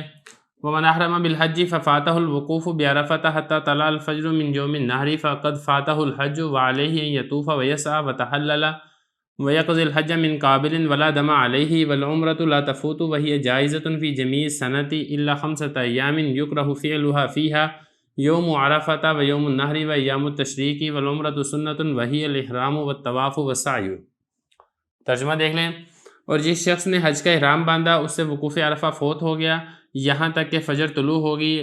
یوم نحر 10 ذی الحجہ کی، تو اس سے حج فوت ہو گیا اور اس پر لازم ہے کہ وہ طواف کرے اور سعی کرے، اور وہ حلال ہو جائے گا، اور وہ حج کی قضا کرے گا آئندہ سال، اور اس پر دم لازم نہیں ہوگا، اور عمرہ وہ فوت نہیں ہوتا ہے، اور یہ جائز ہے تمام سال میں سوائے 5 دن، اس میں اس کے افعال مکروہ ہیں، ان میں سے ایک یوم عرفہ ہے، دوسرا یوم نحر ہے اور ایام تشریق ہیں، اور عمرہ یہ سنت موقدہ ہے، اور یہ احرام طواف اور سعی کا نام ہے۔ عبارت ہو چکی ہے، ترجمہ ہو چکا ہے، اب چلتے ہیں اس کی تشریح کی طرف۔ تو دیکھیں مسئلہ یہاں پر یہ بتا رہے ہیں کہ وقوف عرفہ یہ حج کا ایسا رکن ہے کہ اس کا کوئی بدل نہیں ہے۔ اگر کسی سے وقوف عرفہ یہ فوت ہو جائے تو ایسے شخص سے حج ہی فوت ہو جاتا ہے، تو پھر ایسے شخص پر لازم ہے کہ یہ عمرہ کر کے حلال ہو جائے گا، اور آئندہ سال پھر یہ اس حج کی قضا کرے گا، اور اس پر دم لازم نہیں ہوگا۔ فرما رہے ہیں کہ جس شخص نے حج کا احرام باندھا، وقوف عرفہ فوت ہو گیا یہاں تک کہ جو 10 ذی الحجہ کی فجر یعنی صبح صادق ہو گئی ہے 10 ذی الحجہ کی، تو پھر ایسے شخص سے حج فوت ہو چکا ہے۔ یہ فرما رہے ہیں من یوم النحر، یوم نحر 10 ذی الحجہ کہتے ہیں، 10 ذی الحجہ کی فجر طلوع ہوگی یعنی کہ صبح صادق ہوگی، فقد فاتہ الحج، تو اس کا حج فوت ہو گیا ہے، وعلیہ یطوف ویسعی، تو یہ طواف کرے گا اور سعی کرے گا، مطلب یہ کہ عمرہ کے افعال کرے گا، وتحلل، اور حلال ہو جائے گا، ویقضی الحج من قابل، اور حج کی قضا کرے گا من قابل آئندہ سال، ولا دم علیہ، اور ایسے شخص کے اوپر بطور جرمانے کے کسی قسم کی قربانی لازم نہیں ہوگی۔ یہ تو بات ہوگی حج کی۔ رہی بات عمرے کی، تو دیکھیں عمرے کا کوئی وقت مقرر نہیں ہے، لہذا عمرہ فوت نہیں ہوگا، عمرہ جب بھی ادا کیا جائے وہ ادا ہی شمار ہوگا، وہ قضا شمار نہیں ہوگا۔ البتہ یہ ہے کہ 5 دن ایسے ہیں جن دنوں کے اندر عمرہ کرنا یہ مکروہ ہے، اور وہ 5 دن کون سے ہیں؟ وہ ہیں 9 ذی الحجہ، 10 ذی الحجہ، 11، 12 اور 13، یہ کل 5 دن ہیں جن کے اندر عمرہ کرنا یہ منع ہے۔ فرما رہے ہیں کہ جو عمرہ ہے وہ فوت نہیں ہوتا ہے، وہ تمام سال میں کرنا جائز ہوتا ہے سوائے 5 دنوں کے، یکرہ فعلھا فیہا، ان 5 دنوں میں عمرے کے افعال کرنا یہ مکروہ ہے، کیونکہ یہ جو دن ہیں یہ حج کے دن شمار ہوتے ہیں، لہذا اگر کسی کے پاس موقع ہے، فرصت ہے، تو پھر وہ اس کو حج کرنا چاہیے، نہ کہ اس کو عمرہ کرنا چاہیے۔ اور وہ دن کون سے؟ یوم عرفہ 9 ذی الحجہ، یوم نحر 10 ذی الحجہ، ایام تشریق 11، 12، 13۔ ایام تشریق یہ 9 سے شروع ہو جاتے ہیں، لیکن یہ کہ اس سب کو اسی طریقے سے شمار کر لیا گیا ہے۔ والعمرۃ سنۃ وہی الاحرام، آگے فرما رہے ہیں کہ جو عمرہ ہے یہ سنت عمل ہے۔ حنفیہ کے نزدیک مذہب یہ ہے کہ عمرہ یہ سنت موقدہ ہے، اور فرمایا کہ عمرہ کس کا نام ہے؟ احرام، طواف اور سعی کا نام ہے۔ دیکھیں جو عمرہ ہے، عمرے کے اندر کل 4 چیزیں ہوتی ہیں، ان میں سے ایک تو یہی ہے احرام، یہ عمرے کی شرط ہے۔ نمبر 2 طواف، یہ عمرے کا رکن ہے۔ نمبر 3 سعی، اور اسی طریقے سے حلق یا قصر، یہ واجب ہے۔ تو 2 واجب ہیں سعی، اور 1 رکن ہے، اور 1 اسی طریقے سے اس کے لیے شرط ہے۔ بسم اللہ الرحمن الرحیم۔ مختصر القدوری کا 9واں باب ہے کتاب الحج، سبق نمبر 26 میں خوش آمدید۔ آج کے سبق میں ہم ہدی کے کچھ احکام و مسائل پڑھیں گے۔ عبارت دیکھ لیں۔ الہدی ادناہ شاۃ وہی من 3 انواع من الابل والبقر والغنم یجزئ فی ذلک کلہ الثنی فصاعد الا من الزانی فإن الجزع منہ یجزئ فیہ ولا یجوز فی الہدی مقطوع الاذن ولا اکثرها ولا مقطوع الذیب ولا مقطوع الید ولا الرجل ولا ذاہبۃ العین ولا العجفاء ولا الارجاء التي لا تمشي الى المنسک والشاة جائزة في كل شيء الا في موضعين من طاف طواف الزیارة جنوبا ومن جامع بعد الوقوف بعرفة فإنه لا يجوز فيهما الا بدنة والبدنة والبقرة يجزئ كل واحد منهما عن 7 أنفس اذا كان كل واحد من الشركاء يريد القربة فإذا أراد أحدهم بنصيبه اللحم لم يجوز للباقين عن القربة۔ ترجمہ دیکھ لیں۔ ہدی اس کا ادنا وہ بکری ہے، اور وہ 3 قسم پر ہے، اونٹ میں سے، گائے میں سے اور بکری میں سے۔ جائز ہے ان سب میں سے سنی یہ اس سے اضافی ہو، مگر یہ کہ بھیڑ میں سے، اس میں سے جزا بھی جائز ہے، اور جائز نہیں ہے ہدی میں کان کٹا ہوا جانور، اور نہ ہی اکثر کان کٹا ہوا، اور نہ ہی دم کٹا ہوا جانور، اور نہ ہی ہاتھ اور پاؤں کٹا ہوا جانور، اور نہ ہی اندھا جانور، اور نہ ہی بہت لاغر جانور، اور نہ ہی ایسا لنگڑا جانور جو چل کے نہیں جا سکتا ہے قربان گاہ کی طرف۔ اور بکری جائز ہے ہر چیز میں سوائے 2 جگہوں میں، جس شخص نے طواف زیارت کیا جنبی ہونے کی حالت میں، اور جس شخص نے جماع کر لیا وقوف عرفہ کے بعد،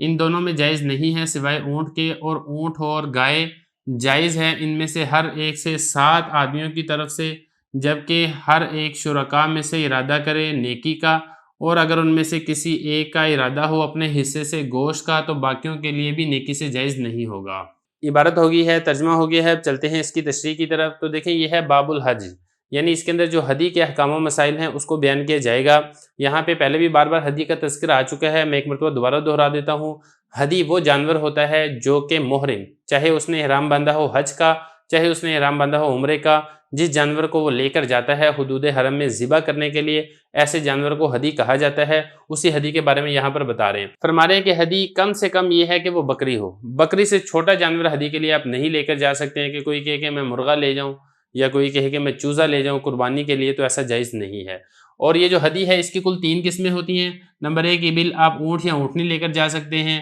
اسی طریقے سے آپ گائے لے کر جا سکتے ہیں، اور اسی طریقے سے آپ بکری بھی لے کر جا سکتے ہیں۔ یجزئ فی ذلک کلہ الثنی فصاعد،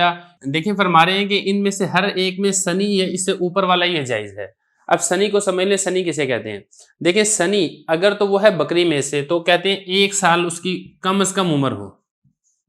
اور اسی طریقے سے اگر گائے آپ لے کر جا رہے ہیں تو کم از کم 2 سال،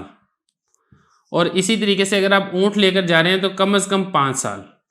یہ وہی والی چیز ہے جو کہ قربانی کے جانور کے لیے ضروری ہوتی ہے، کہ بکرا ہو تو کم از کم 1 سال کا، گائے ہو تو کم از کم 2 سال کی، اونٹ ہو تو کم از کم 5 سال کا۔ تو یہ جو عمر والا جانور ہو، ایسے عمر والے جانور کو سنی کہا جاتا ہے۔ یہ ہو فصاعدہ یا اس سے اوپر والا، مثال کے طور پہ بکرا ہے وہ 1.5 سال کا، 2 سال کا ہے، یا گائے ہے وہ 3 سال کی ہے، 4 سال کی ہے، اونٹ ہے تو وہ 6 سال کا ہے، 7 سال کا ہے۔ تو ایسا جانور ہدی کے اندر آپ لے کر جا سکتے ہیں، اس سے کم میں آپ نہیں لے کر جا سکتے ہیں۔ مگر یہ کہ زان جو بھیڑ ہے اس میں سے جزا بھی کافی ہے۔ جزا کس کو کہتے ہیں؟ 6 مہینے والا، یعنی جس کی عمر جو ہے 6 مہینے ہے بھیڑ، اور وہ تندرست و توانا ہے، تو ایسا شخص بھی ہدی کے طور پر آپ لے کر جا سکتے ہیں۔ لیکن اگر آپ گائے لے کر جاتے ہیں تو 2 سال ہونی چاہیے، اور اسی طریقے سے اگر آپ بکرا لے کر جاتے ہیں تو 1 سال مکمل ہونا چاہیے، اونٹ لے کر جاتے ہیں تو 5 سال مکمل ہونے چاہیے۔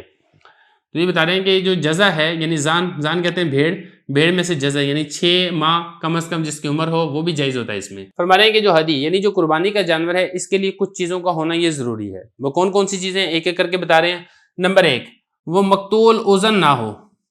اب مقتول اذن کس کو کہتے ہیں؟ کان کٹا۔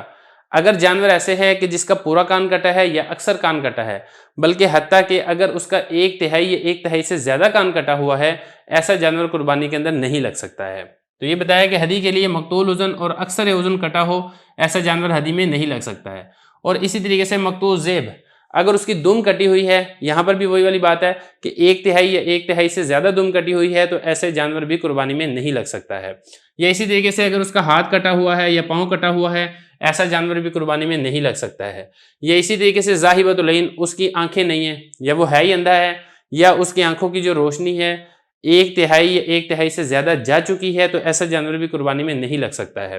اور اسی طریقے سے اجفا، اتنا لاغر جانور ہے، اتنا کمزور جانور ہے کہ اس کی ہڈیوں میں بالکل گودا ہی باقی نہیں رہا ہے، ایسا جانور بھی قربانی میں نہیں لگ سکتا ہے۔ اور ولل ارجا، اور اسی طریقے سے ایسا لنگڑا جانور جو اپنا ایک پاؤں زمین پر لگاتا ہی نہیں ہے، یا لگاتا تو ہے لیکن اس پہ وزن نہیں ڈالتا ہے، تو ایسا جانور بھی قربانی میں نہیں لگ سکتا ہے، جو خود چل کے قربان گاہ تک نہ جا سکتا ہو۔ ولل ارجا، اور یہی فرما رہے ہیں کہ ارجا ایسا لنگڑا جانور لا تمشی الی المنسک، جو منسک یعنی قربان گاہ تک خود چل کے نہ جا سکتا ہو، ایسا جانور بھی آپ ہدی کے لیے نہیں لے کر جا سکتے ہیں۔ آگے فرمایا والشاۃ جائزۃ فی کل شیء، فرما رہے ہیں کہ جو شات ہے، یعنی جیسا کہ میں نے آپ کو بتایا تھا کہ بکری، یہ ہدی کا کم سے کم بکری ہونا ضروری ہے۔ فرما رہے ہیں کہ ہر چٹی کے بدلے میں آپ بکری کی قربانی دے سکتے ہیں، مگر 2 جگہیں ایسی ہیں جہاں پر بکری کی قربانی دینا جائز نہیں ہے۔ وہ کون کون سی 2 جگہیں ہیں؟ وہ فرما رہے ہیں ایک تو یہ ہے کہ جس نے طواف زیارت جنبی ہونے کی حالت میں کر لیا ہو، اور نمبر 2 جس نے وقوف عرفہ کے بعد جماع کر لیا ہو۔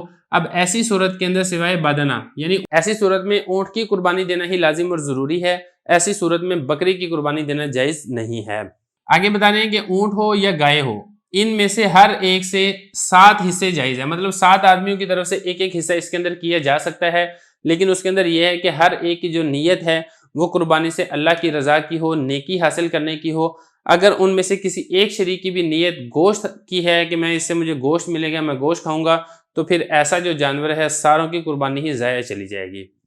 فرما رہے ہیں کہ جو بدنہ یعنی اونٹ ہے اور اسی طریقے سے جو گائے ہے، جائز ہے ان دونوں میں سے ہر ایک سے۔ دونوں کون سے ہیں؟ اونٹ اور گائے۔ انصبت انفسن 7 آدمیوں کی طرف سے، جبکہ شرکاء میں سے ہر ایک ارادہ کیا کرے قربت کا، اللہ تعالیٰ کے قریب ہونے کا ارادہ کرے، نیکی کا ارادہ کرے۔ اور اگر ان میں سے کسی ایک نے بھی اپنے حصے سے لحم یعنی گوشت کی نیت کی ہے کہ مجھے گوشت ملے گا، لم یجوز للباقین، تو باقی جو افراد ہیں، جو باقی شرکاء ہیں، ان کی قربانی بھی ضائع چلی جائے گی۔ انل قربتی، اگرچہ انہوں نے قربت یعنی نیکی کی نیت ہی کیوں نہ کی ہو، لیکن ایک کی فاسد نیت کی وجہ سے باقیوں کی قربانی بھی ضائع ہو جائے گی۔ تو کچھ مسائل ہم نے پڑھ لیے ہیں، کچھ باقی ہیں انشاءاللہ اگلے سبق کے اندر پڑھیں گے۔ بسم اللہ الرحمن الرحیم۔ مختصر القدوری کا 9واں باب ہے کتاب الحج، سبق نمبر 27 میں خوش آمدید۔ آج کے سبق میں ہم ہدی کے جانوروں کے کچھ احکامات پڑھیں گے۔ عبارت دیکھ لیں۔ وَيَجُوزُ الْأَكْلُ مِنْ هَدْيِ التَّطَوُّعِ وَالْمُتْعَةِ وَالْقِرَانِ وَلَا يَجُوزُ مِنْ بَقِيَّةِ الْهَدَايَا وَلَا يَجُوزُ ذِبْحُ هَدْيِ التَّطَوُّعِ وَالْمُتْعَةِ وَالْقِرَانِ إِلَّا فِي يَوْمِ النَّحْرِ وَيَجُوزُ ذِبْحُ بَقِيَّةِ الْهَدَايَا فِي أَيِّ وَقْتٍ شَاءَ وَلَا يَجُوزُ ذِبْحُ الْهَدَايَا إِلَّا فِي الْحَرَمِ وَيَجُوزُ أَنْ يَتَصَدَّقَ بِهَا عَلَى مَسَاكِينِ الْحَرَمِ وَغَيْرِهِمْ وَلَا يَجِبُ التَّعْرِيفُ بِالْهَدَايَا وَالْأَفْضَلُ بِالْبُدْنِ النَّحْرُ وَفِي الْبَقَرِ وَالْغَنَمِ الذِّبْحُ وَالْأَوْلَى أن يتولى الإنسان ذبحها بنفسه إذا كان يحسن ذلك ويتصدق بجلالها وختامها ولا يعطي أجرة الجزار منها۔ ترجمہ دیکھ لیں۔ اور جائز ہے کھانا نفل قربانی سے اور حج تمتع کی قربانی سے، حج قران کی قربانی سے، اور جائز نہیں ہے بقیہ قربانیوں سے کھانا، اور جائز نہیں ہے نفل قربانی کو ذبح کرنا اور حج تمتع کی قربانی کو ذبح کرنا، حج قران کی قربانی کو ذبح کرنا مگر قربانی کے دن 10 ذی الحجہ کو، اور جائز ہے ذبح کرنا باقی ہدایا کو، باقی قربانیوں کو جس مرضی وقت میں وہ چاہے گا، اور جائز نہیں ہے قربانیوں کو ذبح کرنا مگر حرم ہی میں، اور جائز ہے کہ صدقہ کرے اس قربانی کے گوشت کو حرم کے مساکین پر اور ان کے علاوہ پر، اور واجب نہیں ہے قربانیوں کو عرفات لے کر جانا، اور افضل یہ ہے کہ اونٹ میں نہر کیا جائے اور گائیں اور اسی طریقے سے بکری میں ذبح کیا جائے، اور بہتر یہ ہے کہ انسان خود والی ہو اس کے ذبح کرنے کا بذات خود، اگر وہ اچھے طریقے سے ذبح کر سکتا ہے اور صدقہ کرے گا اس کے جھول کو اور اس کی لگام کو، اور نہیں دے گا کسائی کی اجرت کو اس میں سے۔ عبارت ہو گئی ہے، ترجمہ ہو گیا ہے، اب چلتے ہیں اس کی تشریح کی طرف۔ دیکھیں جو پہلا مسئلہ ہے وہ ہے قربانی کے گوشت کھانے سے متعلقہ ہے، تو فرما رہے ہیں کہ نفل قربانی ہو تو آپ اس کا گوشت بھی کھا سکتے ہیں، اور حج تمتع کی قربانی ہے تو حج تمتع کرنے والا اس کا گوشت بھی کھا سکتا ہے، حج کران کی قربانی ہے تو حج کران کرنے والا اس کا گوشت بھی کھا سکتا ہے، لیکن اس کے علاوہ جو باقی قربانیاں ہیں اس کا گوشت کھانا جائز نہیں ہے۔ باقی قربانیوں میں آ جاتا ہے کیونکہ وہ قربانیاں لازم ہوتی ہیں، کسی جرمانے کی وجہ سے آپ نے احرام کی پابندیوں میں سے کسی پابندی کی خلاف ورزی کی ہوتی ہے، جس کی وجہ سے بطور جرمانے کے آپ کے اوپر یہ لازم ہوتا ہے کہ آپ قربانی کریں، تو اس قسم کی جو قربانی ہوتی ہے جس کو دم بھی کہا جاتا ہے، اس کا گوشت کھانا حاجی کے لیے جائز نہیں ہے۔ تو یہ فرما رہے ہیں کہ جو باقی قربانی ہے اس کا گوشت کھانا جائز نہیں ہے۔ آگے دیکھیں، آگے فرما رہے ہیں کہ جائز نہیں ہے نفل قربانی کو ذبح کرنا، حج تمتع، حج کران کی قربانی کو، مگر یوم نحر میں ہی۔ دیکھیں 10 ذی الحجہ کو ہی حج تمتع کی قربانی کرنا یہ بھی لازم ہے، اسی طریقے سے حج کران کی جو قربانی ہے وہ بھی 10 ذی الحجہ کو کرنا لازم ہے، جبکہ یہاں پہ صاحب قدوری نے یہ فرمایا ہے کہ جو نفل قربانی ہے یہ بھی کرنا لازم ہے، لیکن جو فتویٰ ہے وہ اس بات کے اوپر ہے کہ لازم نہیں ہے، لیکن بہتر ہے کہ اگر نفل قربانی بھی ہو تو آپ کوشش کریں اس کو 10 ذی الحجہ کو ہی ذبح کریں، اور اس کے علاوہ آپ ذبح نہ کریں۔ فرما رہے ہیں وَيَجُوزُ ذِبْحُ بَقِيَّةِ الْهَدَایَا فِي أَيِّ وَقْتٍ شَاءَ۔ اگلا مسئلہ فرما رہے ہیں اس کے علاوہ جو قربانیاں ہیں جو کہ کسی جرمانے یا چٹی کی وجہ سے لازم ہوتی ہیں، دم لازم ہوتا ہے، اس کے لیے 10 ذی الحجہ کا وقت مقرر نہیں ہے، وہ کسی بھی وقت آپ قربانی کر سکتے ہیں، لیکن یہ ہے کہ حدود حرم کے اندر قربانی کرنا یہ ضروری ہے۔ فرما رہے ہیں کہ جائز ہے جو باقی ہدایہ ہیں، باقی ہدی کی جانور ہیں، اس کو جس وقت میں بھی ذبح کرنا چاہیں وہ ذبح کر سکتے ہیں۔ آگے فرمایا کہ جو قربانی ہیں ان کو ذبح کرنا جائز نہیں ہے ہدی کو، مگر حرم کے اندر ہی، حدود حرم میں ہی ذبح کیا جائے گا۔ جو حاجی لے کر جا رہا ہے ہدی کے جانور کو، اس کے علاوہ کہیں پر بھی ذبح نہیں کر سکتا ہے۔ اچھا، جب یہ ذبح کر دیا حدود حرم کے اندر ہی، اب اس کا جو گوشت ہے وہ آپ حرم کے مساکین کو بھی دے سکتے ہیں، اس کے علاوہ کوئی اور مساکین ہے اب ان کو بھی دے سکتے ہیں، لیکن بہتر یہ ہے کہ حدود حرم کے اندر جو مساکین ہے آپ اس میں اس گوشت کو تقسیم کریں۔ فرما رہے ہیں کہ جائز ہے کہ صدقہ کریں اس گوشت کو مساکین حرم پر اور ان کے علاوہ پر بھی، مطلب یہ کہ دونوں کو دے سکتے ہیں، لیکن بہتر یہ ہے کہ آپ جو حدود حرم کے اندر مسکین رہ رہے ہیں اب ان پر یہ گوشت تقسیم کریں۔ اس کے بعد آگے فرمایا کہ جو ہدی کا جانور ہے اس کو عرفات، میدان عرفات میں لے کر جانا یہ واجب نہیں ہے، ہدی کے جانور میں صرف اتنا ہی کافی ہے کہ آپ اس کو حدود حرم میں لے جا کر ذبح کریں، لہذا اس کو میدان عرفات میں لے جانے کی ضرورت نہیں ہے، اور آج کل کے دور کے اندر تو ویسے بھی لے کر جانے کی حکومت اجازت بھی نہیں دیتی ہے۔ فرما رہے ہیں کہ واجب نہیں ہے تعریف کا مطلب ہے میدان عرفات میں لے کر جانا ہدایہ ہدی کے جانور کو۔ وَالْأَفْضَلُ بِالْبُدْنِ النَّحْرُ۔ آگے فرما رہے ہیں کہ جو جانور ہے جس کو آپ نے ذبح کرنا ہے تو اس کے بارے میں بتا رہے ہیں کہ اونٹ میں نہر کرنا یہ افضل ہے، جبکہ گائے اور بکری کے اندر ذبح کرنا یہ افضل ہے۔ تو ذبح تو آپ کو معلوم ہی ہے کہ چھری کے ذریعے سے اس کی گردن کاٹی جاتی ہے، جو نہر ہے اس میں یہ ہوتا ہے کہ نیزہ وغیرہ یا اسی طریقے سے کوئی چھری وغیرہ اس کی گردن میں ماری جاتی ہے، جس کی وجہ سے جو اس کی رگیں ہیں وہ کٹ جاتی ہیں۔ تو نہر کرنا یہ اونٹ کے اندر یہ افضل ہے، اور اس میں بھی یہ ہے کہ آپ کھڑے کر کے بھی نہر کر سکتے ہیں جانور کو، اور اونٹ کو آپ بٹھا کر بھی نہر کر سکتے ہیں، وہ آپ کے اوپر آپ کے اختیار پر ہے، لیکن بہتر اس میں یہ ہے کہ آپ اونٹ کو کھڑے کر کے نہر کریں۔ فرما رہے ہیں کہ افضل بالبدن، یہ جو بدن ہے یہ بدنتن کی جمع ہے، یعنی اونٹ کو کہا جاتا ہے۔ اونٹ کے اندر افضل کیا ہے؟ وہ نہر ہے، اور بکر یعنی گائے میں اور بکری میں افضل کیا ہے؟ وہ ذبح ہے۔ اور آگے فرمایا کہ ذبح کرنے میں یا نہر کرنے میں افضل یہ ہے کہ انسان خود یہ والا کام کرے، اگر اس کو ذبح کرنا آتا ہے۔ اگر اس کو ذبح کرنا نہیں آتا ہے تو پھر بہتر یہ ہے کہ وہاں پہ کھڑا ضرور رہے، اس کے پاس موجود رہے اور کسی کسائی وغیرہ سے ذبح کروا لے۔ فرما رہے ہیں کہ بہتر یہ ہے کہ انسان خود والی ہو، مطلب یہ کہ بذات خود کرے ذبح کو، اگر اذا کان یحسن ذالک، اگر وہ ذبح اچھے طریقے سے کر سکتا ہے۔ یہ اسی طریقے سے نہر کا بھی یہی حکم ہے، اگر نہر خود اچھے طریقے سے کر سکتا ہے تو خود نہر کرے، اگر نہیں کر سکتا تو پھر کسائی سے تو کروانا ہی ہے۔ آگے فرمایا جب آپ نے جانور کو ذبح کیا ہے یا نہر کیا ہے، اس کی کوئی رسی ہے یا جھول ہے یا لگام وغیرہ ہے، وہ آپ نے صدقہ کر دینی ہے، اس کو آپ اپنے استعمال میں نہ لے کر آئیں، اور اسی طریقے سے جو آپ نے اجرت دینی ہے کسائی کی، اس اجرت کے طور پر بھی یہ والی چیزیں آپ نہیں دیں گے، گوشت آپ نہیں دیں گے اجرت کے اندر، اجرت آپ نے اپنی جیب سے الگ سے ادا کرنی ہے۔ فرما رہے ہیں وَيَتَصَدَّقُ بِجِلَالِهَا، جلال یعنی جو اس کی جھول وغیرہ ہے وہ بھی آپ صدقہ کریں گے، ختام، اور اسی طریقے سے جو اس کی لگام وغیرہ ہے وہ بھی آپ صدقہ کریں گے، اور جزار یعنی جو کسائی ہے اس کو اجرت کے اندر یہ والی چیزیں نہیں دی جائیں گی، اسی طریقے سے جو قربانی کا گوشت ہے وہ بھی اجرت کے اندر نہیں دیا جائے گا۔ بسم اللہ الرحمن الرحیم۔ مختصر القدوری کا 9واں باب ہے کتاب الحج، سبق نمبر 28 میں خوش آمدید۔ آج کے سبق میں ہم پڑھیں گے کہ قربانی کے جانور پر سواری کرنے کا کیا حکم ہے، اسی طرح کچھ دیگر مسائل بھی ہیں جو کہ قربانی سے متعلقہ ہیں۔ عبارت دیکھ لیں۔ ومن ساق بدنة فاضطر إلى ركوبها ركبها وإن استغني عن ذلك لم يركبها وإن كان لها لبن لم يحلبها ولكن ينزح فرعها بالماء البارد حتى ينقطع اللبن ومن ساق هديا فعتب فإن كان تطوعا فليس عليه غيره وإن كان عن واجب فعليه أن يقيم غيره مقامه وإن أصابه عيب كثير أقام غيره مقامه وصنع بالمعيب ما شاء وإذا عتبت البدنة في الطريق فإن كان تطوعا نحرها وصبغ نعلها بدمها وضرب بها صفحتها ولم يأكل منها هو ولا غيره من الأغنياء وإن كانت واجبة أقام غيرها مقامها وصنع بها ما شاء ويقلد هدي التطوع والمتعة والقران ولا يقلد دم الإحصار ولا دم الجنايات۔ عبارت ہوگی ہے، اب اس کا ترجمہ دیکھ لیں۔ فرما رہے ہیں کہ جس نے بدنہ یعنی اونٹ کو لے کر گیا، اب وہ مجبور ہو گیا اس کے سوار ہونے پر تو وہ سوار ہو جائے گا، اور اگر وہ بے پرواہ ہو اس سے تو سوار نہیں ہوگا، اور اگر اس کا دودھ اتر آئے تو وہ دودھ کو نہیں دھوئے گا بلکہ وہ چھینٹے مارے گا ٹھنڈے پانی کے اس کے تھنوں پر یہاں تک کہ دودھ ختم ہو جائے۔ اور جس شخص نے ہدی کو چلایا اور وہ ہلاک ہو گیا تو اگر تو وہ نفل ہدی تھی تو اس پر لازم نہیں ہے اس کے علاوہ دوسرا جانور، اور اگر وہ واجب ہدی تھی تو اس پر لازم ہے کہ وہ اس کی جگہ پر دوسرا جانور قائم کرے، اور اگر اس کو عیب کثیر پہنچ جائے تو وہ اس کی جگہ پر دوسرا جانور قائم کرے گا، اور کرے گا عیب دار جانور کے ساتھ جو وہ چاہے گا۔ اور جب اونٹ ہلاک ہو جائے راستے میں تو اگر تو وہ نفل تھا تو اس کو نہر کرے گا اور رنگ دے گا اس کے کھر کو خون کے ساتھ، اور خون کو لگا دے گا اس کے شانے پر، اور نہیں کھائے گا اس سے نہ وہ اور نہ ہی کوئی اور اغنیاء میں سے۔ اور اگر وہ واجب ہدی تھی تو اس کی جگہ پر دوسرا جانور قائم کرے گا اور کرے گا اس جانور کے ساتھ جو وہ چاہے گا، اور قلادہ پہنایا جائے گا نفل ہدی کو، حج تمتع والی ہدی کو، حج قران والی ہدی کو، اور قلادہ نہیں پہنایا جائے گا احصار والے دم کو اور نہ ہی جنایات والے دم کو۔ عبارت ہوگی ہے، ترجمہ ہو گیا ہے، اب چلتے ہیں اس کی تشریح کی طرف۔ دیکھیں پہلا مسئلہ یہاں پر یہ ذکر کیا جا رہا ہے کہ ایک شخص حج کے لیے جا رہا تھا اور وہ بدنہ یعنی اونٹ بھی اپنے ساتھ ہدی کا جانور لے کر جا رہا تھا۔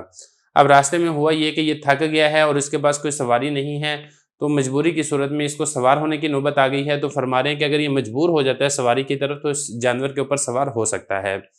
دیکھیں ذرا، فرما رہے ہیں کہ جس شخص نے ہنکایا اس ہدی کے جانور کو، اب وہ مجبور ہو گیا اس کے سوار ہونے پر تو اس پر سوار ہو جائے گا، اور اگر وہ بے پرواہ ہو اس سے تو سوار نہیں ہوگا۔ مطلب یہ ہے کہ وہ خود ٹھیک ہے، تندرست ہے، پیدل چل سکتا ہے تو پیدل چلے گا، یا اسی طریقے سے اگر اس کے پاس کوئی اور سواری موجود ہے تو پھر ہدی کے جانور کے اوپر سوار ہونا جائز نہیں ہے۔ تو یہ بتا رہے ہیں کہ اگر اس بات سے مستغنی ہو کہ سوار ہونے کی ضرورت نہ ہو تو اس کے اوپر سوار نہیں ہو سکتا ہے۔ آگے فرمایا کہ جو ہدی کا جانور ہے اگر اس کا دودھ اتر آئے تو پھر کیا حکم ہے؟ تو فرما رہے ہیں کہ اگر ہدی کے جانور پہ دودھ اتر آتا ہے تو دودھ کو دوہنا یہ جائز نہیں ہے، بلکہ ٹھنڈے پانی کے چھینٹے مارے جائیں گے تھنوں پر تاکہ وہ جو دودھ ہے وہ واپس چلا جائے اور دودھ ٹپکنے کی نوبت نہ آئے۔ فرما رہے ہیں کہ وَإِن كَانَ لَهَا لَبَنٌ، اگر ہدی کے جانور کا دودھ اتر آئے تو دودھ کو نہیں دھوئے گا بلکہ اس کے تھنوں پر ٹھنڈے پانی کے چھینٹے مارے گا یہاں تک کہ دودھ ختم ہو جائے۔ وَمَن سَاقَ هَدْيًا فَعَتِبَ، اگلا مسئلہ۔ فرما رہے ہیں کہ ایک شخص ہدی کا جانور لے کر جا رہا تھا اور راستے میں ہوا یہ کہ وہ ہدی کا جانور ہلاک ہو گیا، تو اس مسئلے کی دو صورتیں ہیں۔ ایک تو یہ ہے کہ وہ ہدی نفل تھی، جیسا کہ میں آپ کو بتا چکا ہوں کہ جو حج افراد کرنے والا ہو ایسے شخص کے اوپر قربانی کرنا لازم نہیں ہے، تو اب یہ نفل ہدی اگر ہلاک ہو جاتی ہے راستے میں تو پھر اس کے ذمہ لازم نہیں ہے کہ اس کو ریپلیس کرے، اس کی جگہ پر دوسرا جانور لے کر جائے۔ اور اگر وہ ہدی واجب تھی، جیسا کہ آپ کو معلوم ہے کہ حج تمتع کرنے والے پر، حج قران کرنے والے پر بطور شکرانے کے قربانی واجب ہوتی ہے، تو ایسے شخص کے ذمہ لازم ہے کہ وہ پھر اس کی جگہ پر دوسرا جانور لے کر جائے گا۔ فرما رہے ہیں کہ ومن ساق ہدین، ایک شخص ہدی کو لے کر جا رہا تھا، فاتبہ، وہ جانور ہلاک ہو گیا، اگر تو وہ ہدی نفل تھی تو اس پر لازم نہیں ہے اس کے علاوہ دوسرا جانور لے کر جانا، اور اگر وہ ہدی واجب تھی تو اس پر لازم ہے کہ اس کی جگہ پر دوسرے جانور کو لے کر جائے گا۔ اب اس کے بعد اگلا مسئلہ فرما رہے ہیں کہ جو ہدی کا جانور تھا اس کے اندر عیب لاحق ہو گیا، تو مطلب یہ کہ وہ جانور عیب دار ہو گیا۔ تو عیب کی پھر دو قسمیں، اگر تو عیب قلیل ہے جو کہ قربانی سے مانع نہیں ہے تو پھر تو اسی جانور کو لے کر جائے گا، اور اگر عیب کثیر ہے جس کی وجہ سے قربانی کا جانور نہیں لگ سکتا ہے تو پھر اس صورت کے اندر کیا کرے گا، اس کی جگہ پر دوسرا صحیح جانور لے کر جائے گا، اور یہ عیب دار جانور اس کے ساتھ جو کرنا چاہے وہ کر سکتا ہے، کسی کو گفٹ کرنا چاہے گفٹ کر سکتا ہے، ذبح کر کے خود کھانا چاہے دوسروں کو کھلانا چاہے، اس کو اس بات کا اختیار ہے۔ فرمارے میں نصابہ ابن کثیر، اور اگر ہدی کے جانور کو عیب کثیر لاحق ہو جائے تو اقام غیرہ مقامہ ہو، تو دوسرا جانور اس کی جگہ پر قائم کرے گا اور وہ عیب دار جانور کے ساتھ کرے گا جو وہ چاہے گا۔ آگے مسئلہ یہاں پر یہ ہے کہ اونٹ لے کر جا رہا تھا ہدی کا، راستے کے اندر اب وہ جانور ایسا بیمار ہو گیا ہے یا اس کے اوپر کسی نے ایسا زخمی کر دیا ہے کہ وہ بس اب مرنے والا ہے، اگر تو اس کو ذبح یا نہر کر دیا جائے تو وہ ٹھیک ہے، وگرنہ پھر اس جانور نے مر جانا ہے، تو پھر اس صورت میں کیا کیا جائے گا وہ بتا رہے ہیں۔ فرمارے ویدہ عطیبت البدنۃ فی الطریق، اور جب بدنہ یعنی اونٹ راستے کے اندر، اب یہاں پہ اس کا مطلب ہلاک ہونا نہیں ہے، مطلب یہ ہے کہ ہلاکت کے قریب ہو جائے، کیونکہ اگر وہ ہلاک ہو جاتا ہے پھر تو وہ مردار ہے، اب مردار کے اوپر تو نہ تو اس کا گوشت کسی کے لیے کھانا بھی جائز نہیں ہے،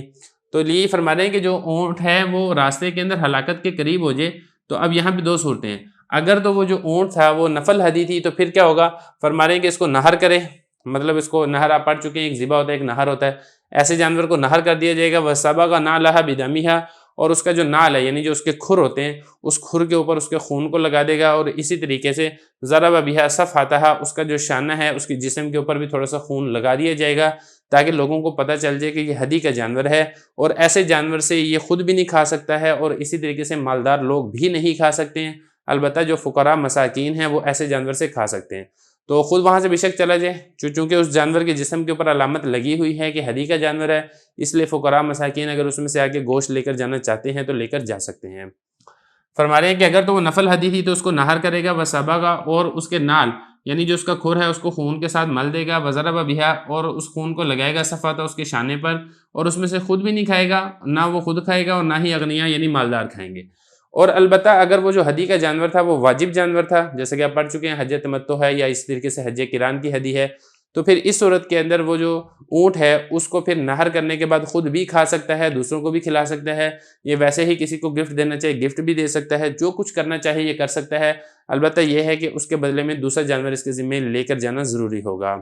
فرما رہے ہیں وَإِنْ كَانَتْ واجبۃ، اور اگر وہ جانور یعنی جو اونٹ تھا وہ واجب تھا تو پھر اس کی جگہ پر دوسرا جانور قائم کرے گا، وَصَنَعَ بِهَا مَا شَاءَ، اور اس جانور کے ساتھ جو کرنا چاہے وہ کر سکتا ہے۔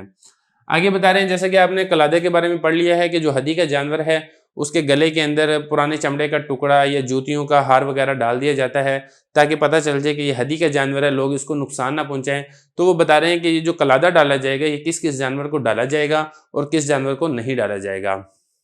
فرما رہے ہیں کہ جو نفل ہدی ہے اس کو بھی قلادہ ڈالا جائے گا، اسی طریقے سے اگر حج تمتع کرنے والا ہے اس ہدی کے جانور کو بھی قلادہ ڈالا جائے گا، حج قران والا ہدی لے کر جا رہا ہے تو اس جانور کو بھی قلادہ ڈالا جائے گا، لیکن جو دم احصار ہے یعنی محصر ہو گیا ہے، محصر ہونے کی وجہ سے جیسے کہ آپ کو معلوم ہے کہ آگے ہدی بھیجنی ہوتی ہے تو ایسے جانور کو قلادہ نہیں ڈالا جائے گا، اور اسی طریقے سے دم جنایات ہے، یہ چٹی کے طور پہ جرمانے کے طور پہ اگر اس کے اوپر کوئی دم کرنا یعنی ذبح کرنا لازم ہوا تھا تو ایسے جانور کے اوپر بھی قلادہ نہیں ڈالا جائے گا۔ تو بہرحال یہ کتاب الحج کے کچھ مسائل تھے جو ہمارے یہاں تک مکمل ہو چکے ہیں، اب اس کے بعد ہم انشاءاللہ اگلا باب کتاب البیوع کو شروع کریں گے۔